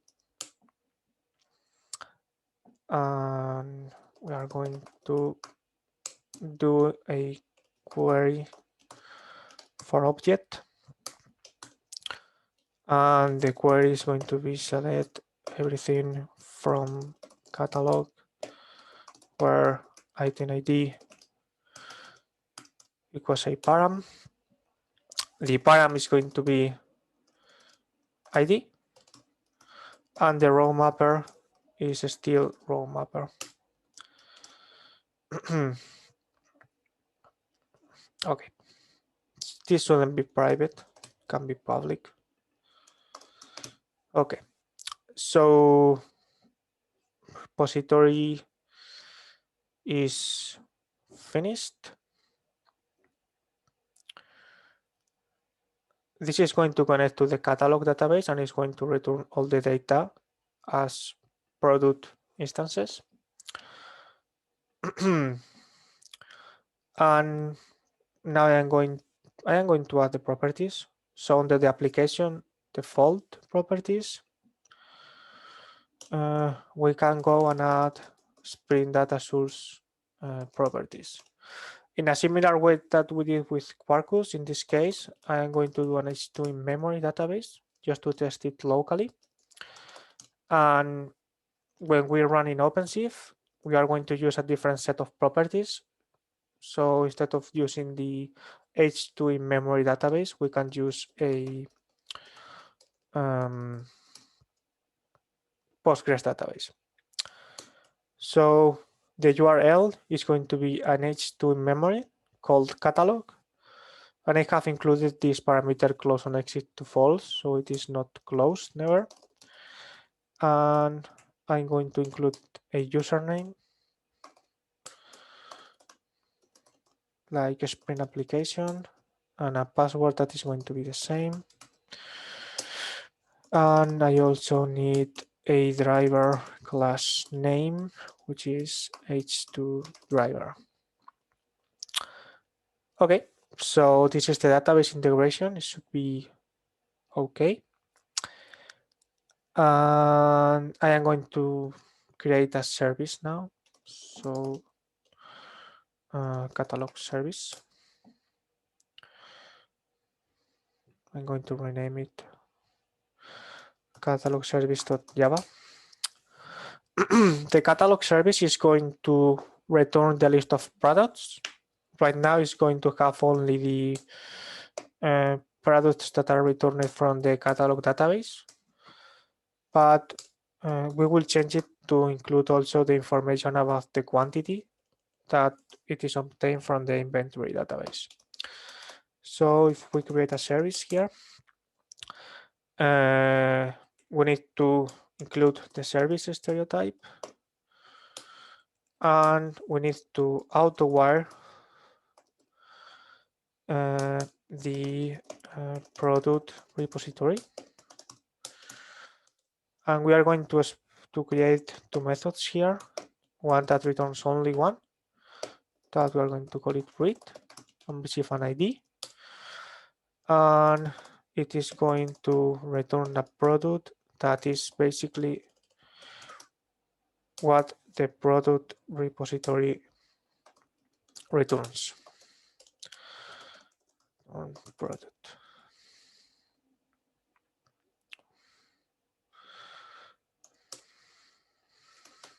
Oh.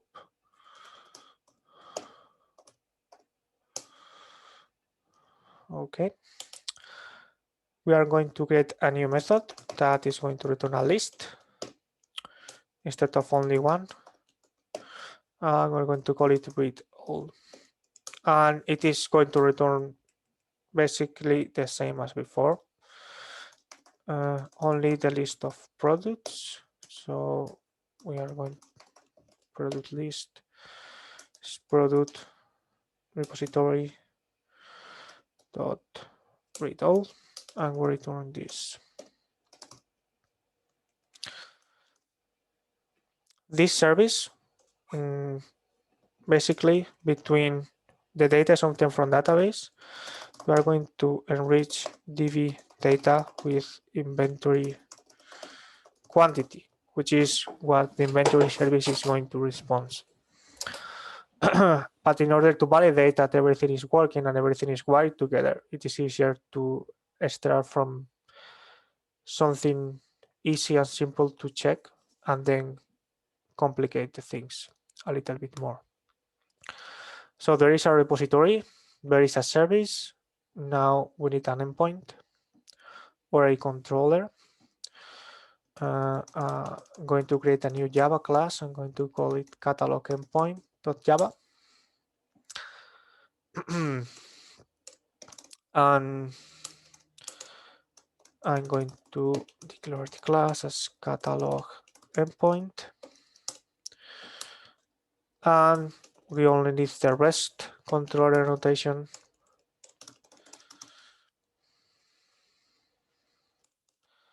And a request mapping.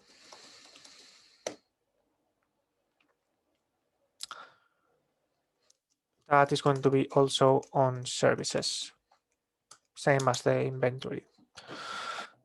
So instead of doing an auto-wired injection, I'm going to go through constructor. So basically, we declare a final field, and since this is a Spring Bean, if we just declare a constructor that receives a bean of type catalog service, since there is only one in our application, because there is only one instance of the catalog service class, there is no doubt that the catalog service that will be injected is going to be the one that we just created. And we need two endpoints now. One that is going to be products, and that is going to return all the products that the database has. So we are going to call it read all, and we return this catalog service read all. This should be imported. And another mapping is going to be products /id. And it's going to be also public, and it's going to return, in this case, only one. And it's going to be a path variable that we call ID and map to the ID parameter. And basically we call the catalog service dot read id. Okay. So the catalog service is connected to the database with the product repository that we have here. And then we have an endpoint that is able to call the catalog service and return the list of products that it is able to retrieve from the database. In order to test locally this configuration, there is also a Maven plugin, which is the Maven Spring Boot plugin. So if we run Maven spring-boot :run onto the catalog folder, it should run the catalog application. It seems that is already running. Let's see. Should be HTTP maybe. Something is, yeah. There we go. Going to open a terminal. And I'm going to connect to localhost 8081/services/products. Something is returned. Here also some things are returned. Quantity is 0 because we have not integrated the inventory service yet. In order to to get the inventory data, we will need to write a client to do that. So going to stop the Spring Boot execution, and in the client package, I am going to create a inventory client, and this is going to be a fine client. So package is going to be this one, and this in this case is going to be an interface that is going to be called inventory client. We need to add some annotations here. First of all, fine annotation. The name of the client is going to be inventory. And the URL parameter, I am going to include it in a property that I am going to call inventory.url.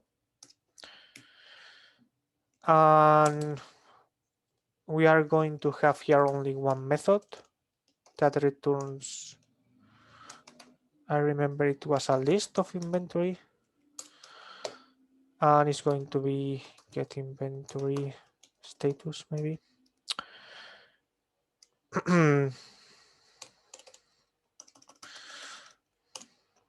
List of inventory. Yeah. And it is going to have a parent which is going to be item ID. So we are going to call the inventory service operation that goes by inventory item ID. And we need to include the request mapping annotation here to specify the request method and everything. So the request method in this case is a get method. The path is going to be services, inventory, and item ID. And it consumes application JSON. And also this should be specified as a path variable called item ID. And this is all that we need for the inventory client to be called. We need to add the inventory URL to the application properties. So the name of the inventory URL, if we go back to the inventory application, there is a route here that is going to call the inventory service. So we need to use the inventory service name. So HTTP inventory. Then, since it is not going to be running the same project as the inventory, we need to include the name of the project, which is in my case user1 inventory. And finally, we need to add .svc.cluster.local, and the port is going to be the 88. And finally, I am going to enable also histories.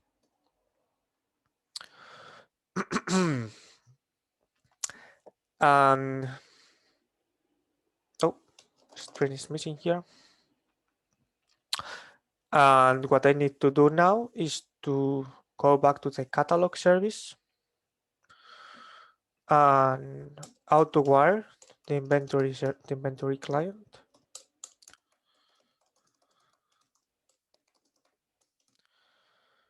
And I'm going to have an inventory, which is going to be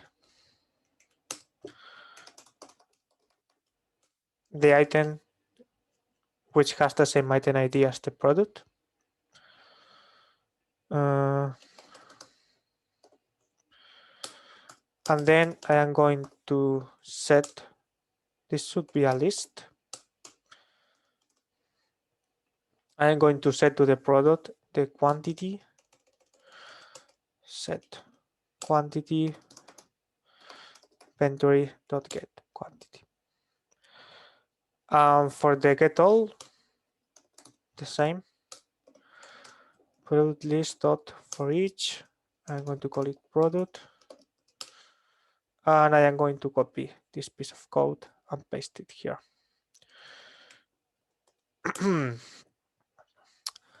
And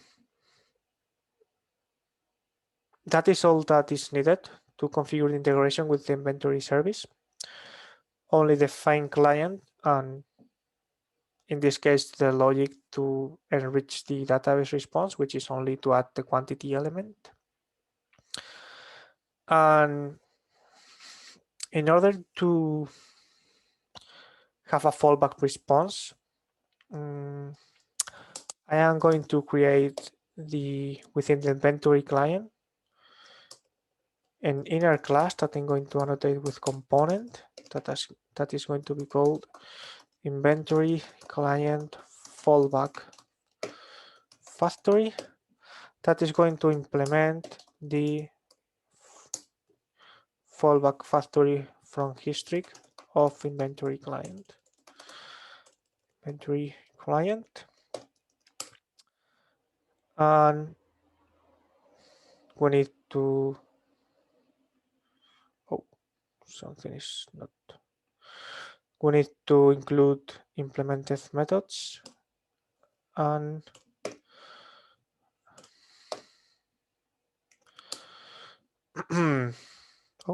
what component? No, this is not correct. This should be sprint stereotype component. Okay, so in this fallback factory that we need to bound here as inventory as the class name, fallback factory is inventory client.fallbackFactory.class. And what we need to specify here is what is going to happen if this receives an error. So instead of throwing back the exception to the caller, we are going to do a default implementation of the inventory client interface. Since it only has one method that receives an item ID, we can do a lambda expression, and we need to return a list of the inventory, which is going to be an array list with only one element that we are going to configure its quantity as -1. Then we add the element to the list and we return the list. So when the inventory element is not, let's say, is down or it is running slow, it will return an element of -1. If it's running slow, by default, the timeout is 30 seconds.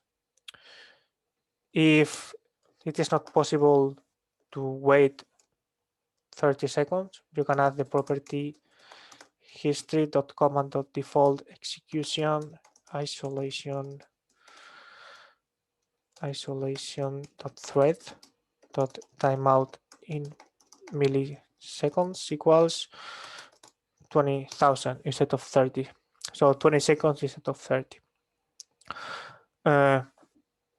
You can put any value that you may consider reasonable within your application configuration. And yes, I think this is, we can run this. Okay, so now the application should not have, let's go back to the terminal to just open a new tab. Yeah, it takes its time. Let's go to the terminal.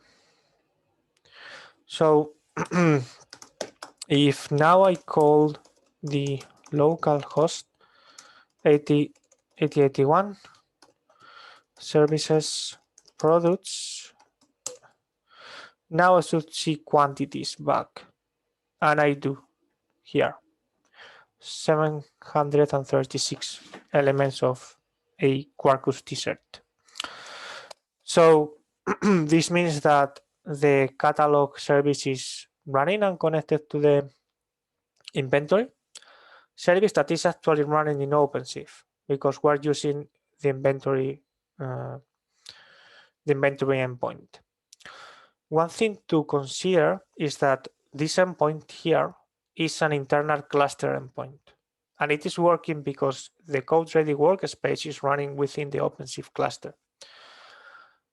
If the code-ready workspace was running in a different cluster, if you're running a local IDE, you will need to modify this URL and use the route, not the service name. But that's the only thing that changes the endpoint. So now that the catalog application is running, we can go to the catalog project, click the add button, and create a new database. It's going to be a Postgres ephemeral.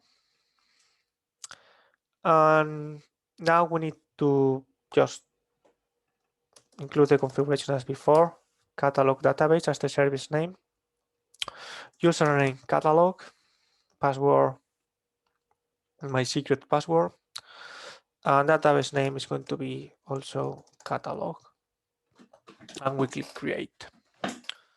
So this template is going to be created, and the way of create the Postgres database of the inventory or of the catalog service is the same. The only thing that changes is the way that we configure integration. So in Quarkus, it is possible to use the prefix with the profile that you are using in order to load some properties or another. In this case, we are going to create a new Spring profile that we're going to call OpenShift.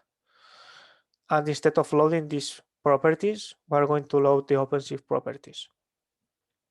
So in Spring Boot, when you create an application in the root of the class path, you create a file that is application-a-name and then .properties. This means that these application properties takes precedence if the OpenShift profile is defined. And we are going to define the OpenShift profile. So here we need to define, first of all, the server port. We are going to declare it 8080 because it's what it is used by default when we deploy it to OpenShift. It can also be changed. It is not a major problem. It's just go to the service definition and change one port number to another port number. The data source URL, Jdbc, Postgres, SQL. And we go to the catalog database auth45232/catalog. And okay, we need to specify also a username, which was catalog, a password, which was my secret password,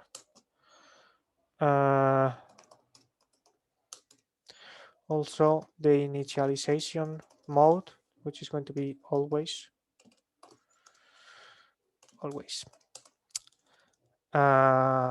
And initialize, which is going to be true. And where is the schema? That is on this file here. So class path schema.sql. And finally, the property, if we should continue on error, equals true. And the heuristic properties, which are the same as here. So I'm going to copy and paste here. And okay, database is running. So the configuration from OpenShift is ready. What we're going to do is we're going to create the build manually instead of how it was created with the monolith that was with a template. So first of all, I am going to change the project to user one. I'm going to exit this terminal. I'm going to move to the catalog project. And I want to build the application. So Maven clean install and Spring Boot repackage. So I am going to skip the tests. If the repackage is not done, the jar file that is going to be built is not a fat jar, so it will not, you will not be able to run it. Okay, successful. And now we are going to create the binary build manually. So that is the new build command. First parameter is going to be the image that we want to use as a base image. So it's going to be registry.access.redhat.com/uv8/openjdk11 of type binary, and the name is going to be catalog-spring boot, and that's all. Okay, so I did something wrong. What did I do wrong? OC new build. What is the problem? Yeah. Oh, maybe this is not correct. Okay. Now it's there. There was an error on the image name.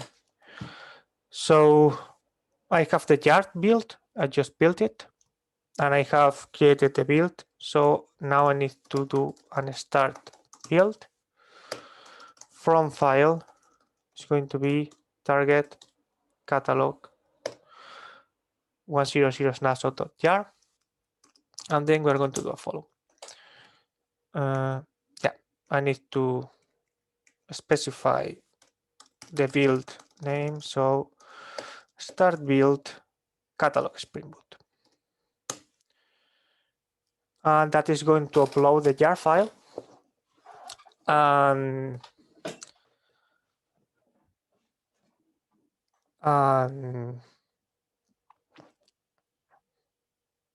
create a new image. When the image is created, we will need to deploy it. So if we go to builds, there is a build running here. It is going to create an image that we need to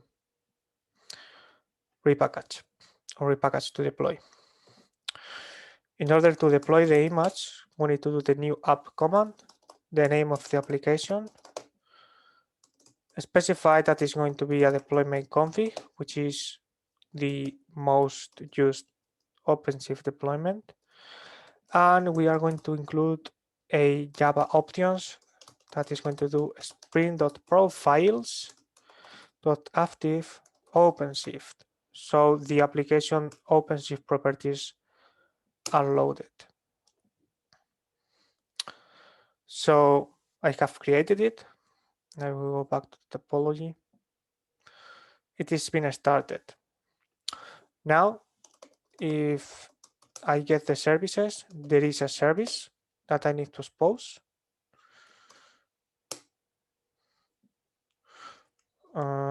expose service catalog Spring Boot. So now I do OC get browsed. I have an endpoint here that is listening on port 8080 of the catalog Spring Boot application, which is not yet ready. Something is down. Let's see.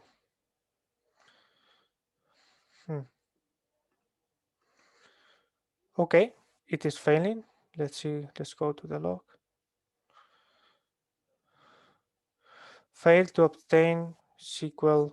So okay, the application has started, but there is an error obtaining the connection to the database. Yeah, because it's database. So now I need to do a clean install again with a Spring Boot repackage. I'm going to skip the tests. So I need to build a new jar file and I need to build a new image. So start build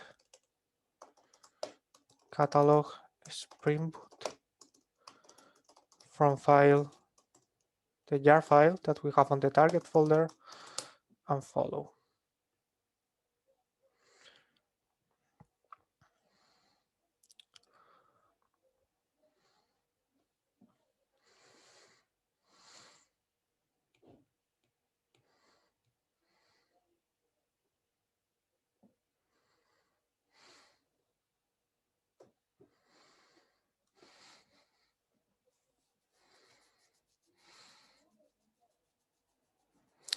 The image is now being built with, I hope it is the correct database integration. So now you can see that there are one that is red, one circle that is red, and one that is blue. That is because it is running out a new deployment. It is running. Just going to do a curl again.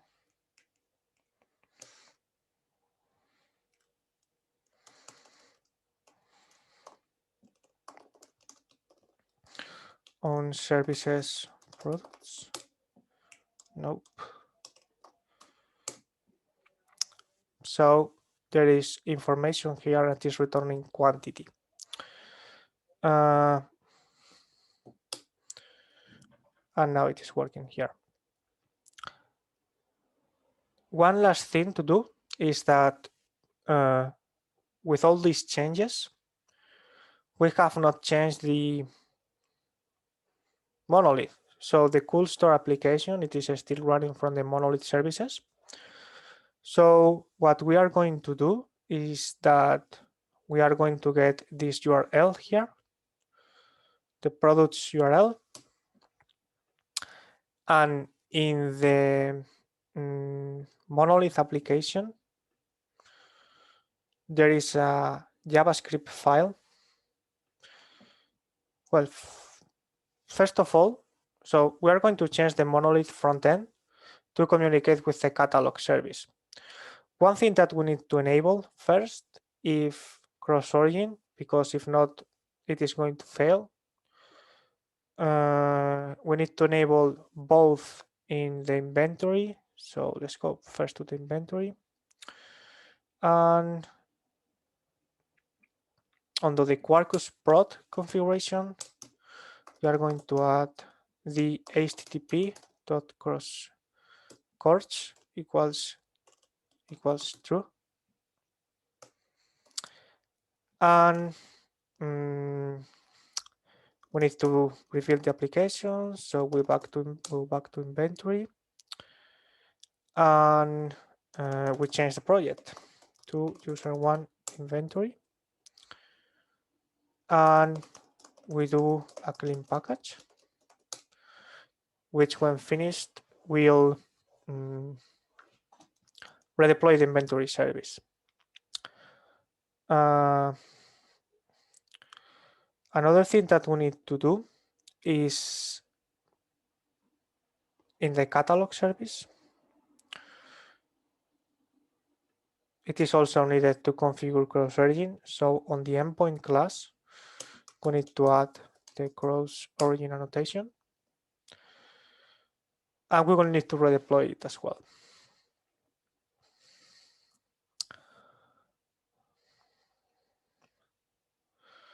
Give it a moment before.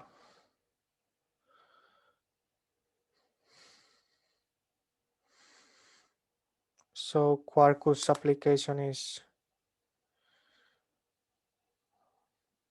been redeployed.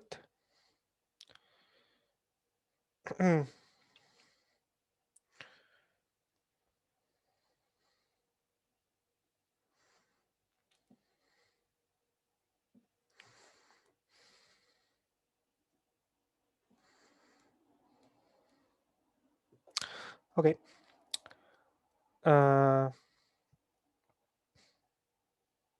Okay, the image has been built successfully. So we need to redeploy the catalog as well.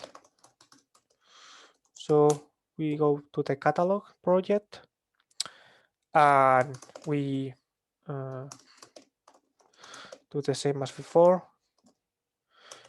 We do a Spring Boot repackage call, skipping tests.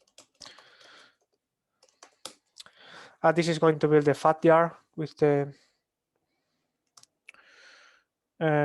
new cross-origin enabled. Okay, so now we need only to run the build from the file that is on target called catalog 100 snapshot. And so if we go to the catalog and we get this URL here,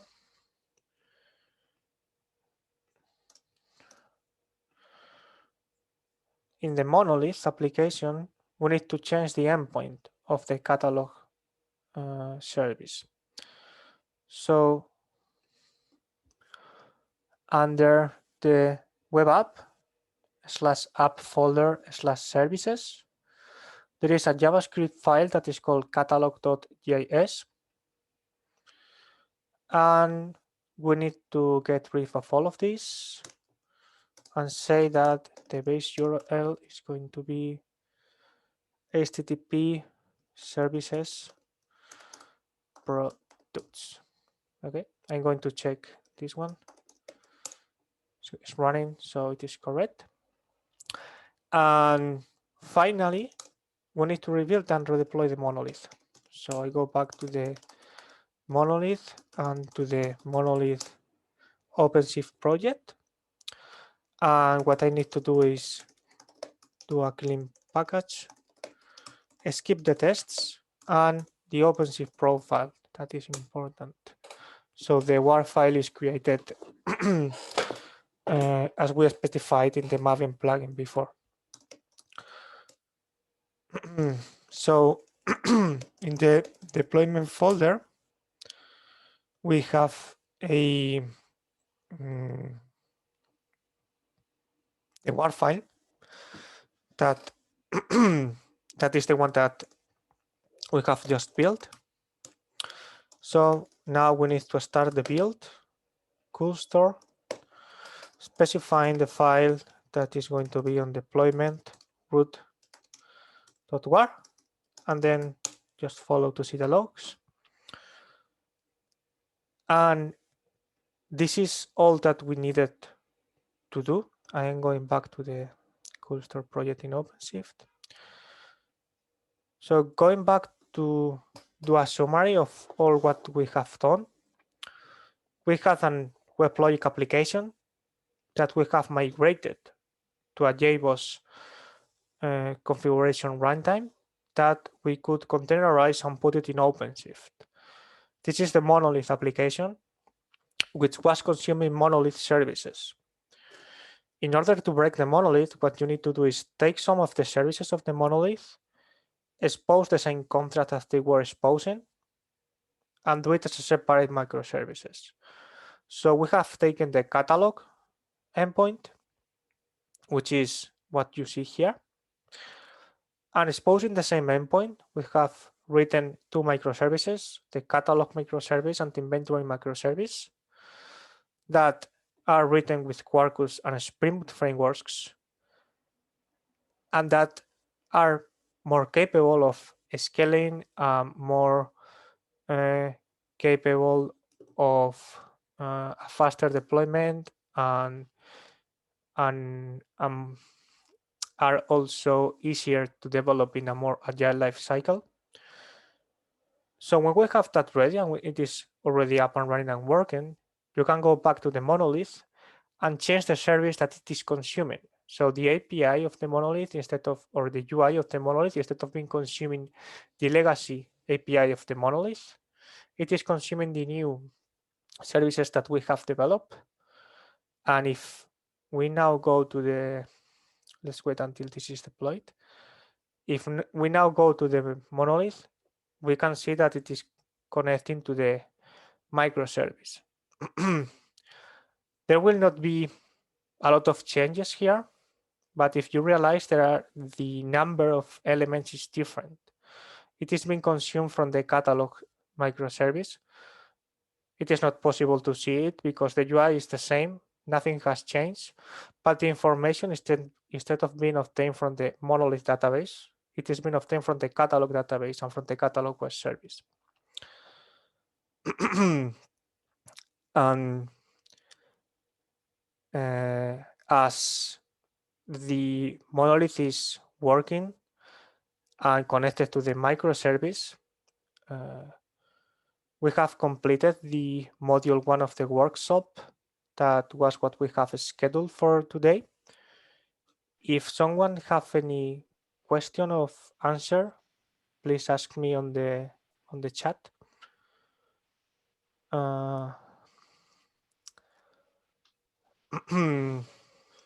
So just a few housekeeping items left.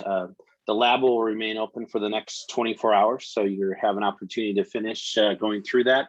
And if there's any final Q&A, just put it in the chat right now, and Marcos would be able to answer that. Along with that, I want to thank everyone for taking time out of their busy day to go through this lab with us. Also, Red Hat and the continued partnership and support they provide us. Marcos, I want to thank you for a wonderful job of presenting this webinar. Laura, for getting the webinar set up, and I greatly appreciate that. We will send out the presentation that I went through briefly, and also the recording of this webinar to everyone that is registered. You can also look at our Crossvale/events page for upcoming webinars that we're going to be holding. And then lastly, let me know if there's anything that Crossvale can do to help any of your companies along your modernization journey. My contact info is in the PowerPoint presentation that will be sent out. So with that, Marcos, any questions that are remaining? No, I don't have any question. Just say that if the lab will be running for some more hours now, if you have any question or any problem, don't hesitate to contact me, and we can try to solve it together. All right. Well, if there's no further questions, we will adjourn and give people back 15 minutes of their day. Again, thank you so much for attending, and look forward to talking to you guys in the near future. Thank you so much. Thank you.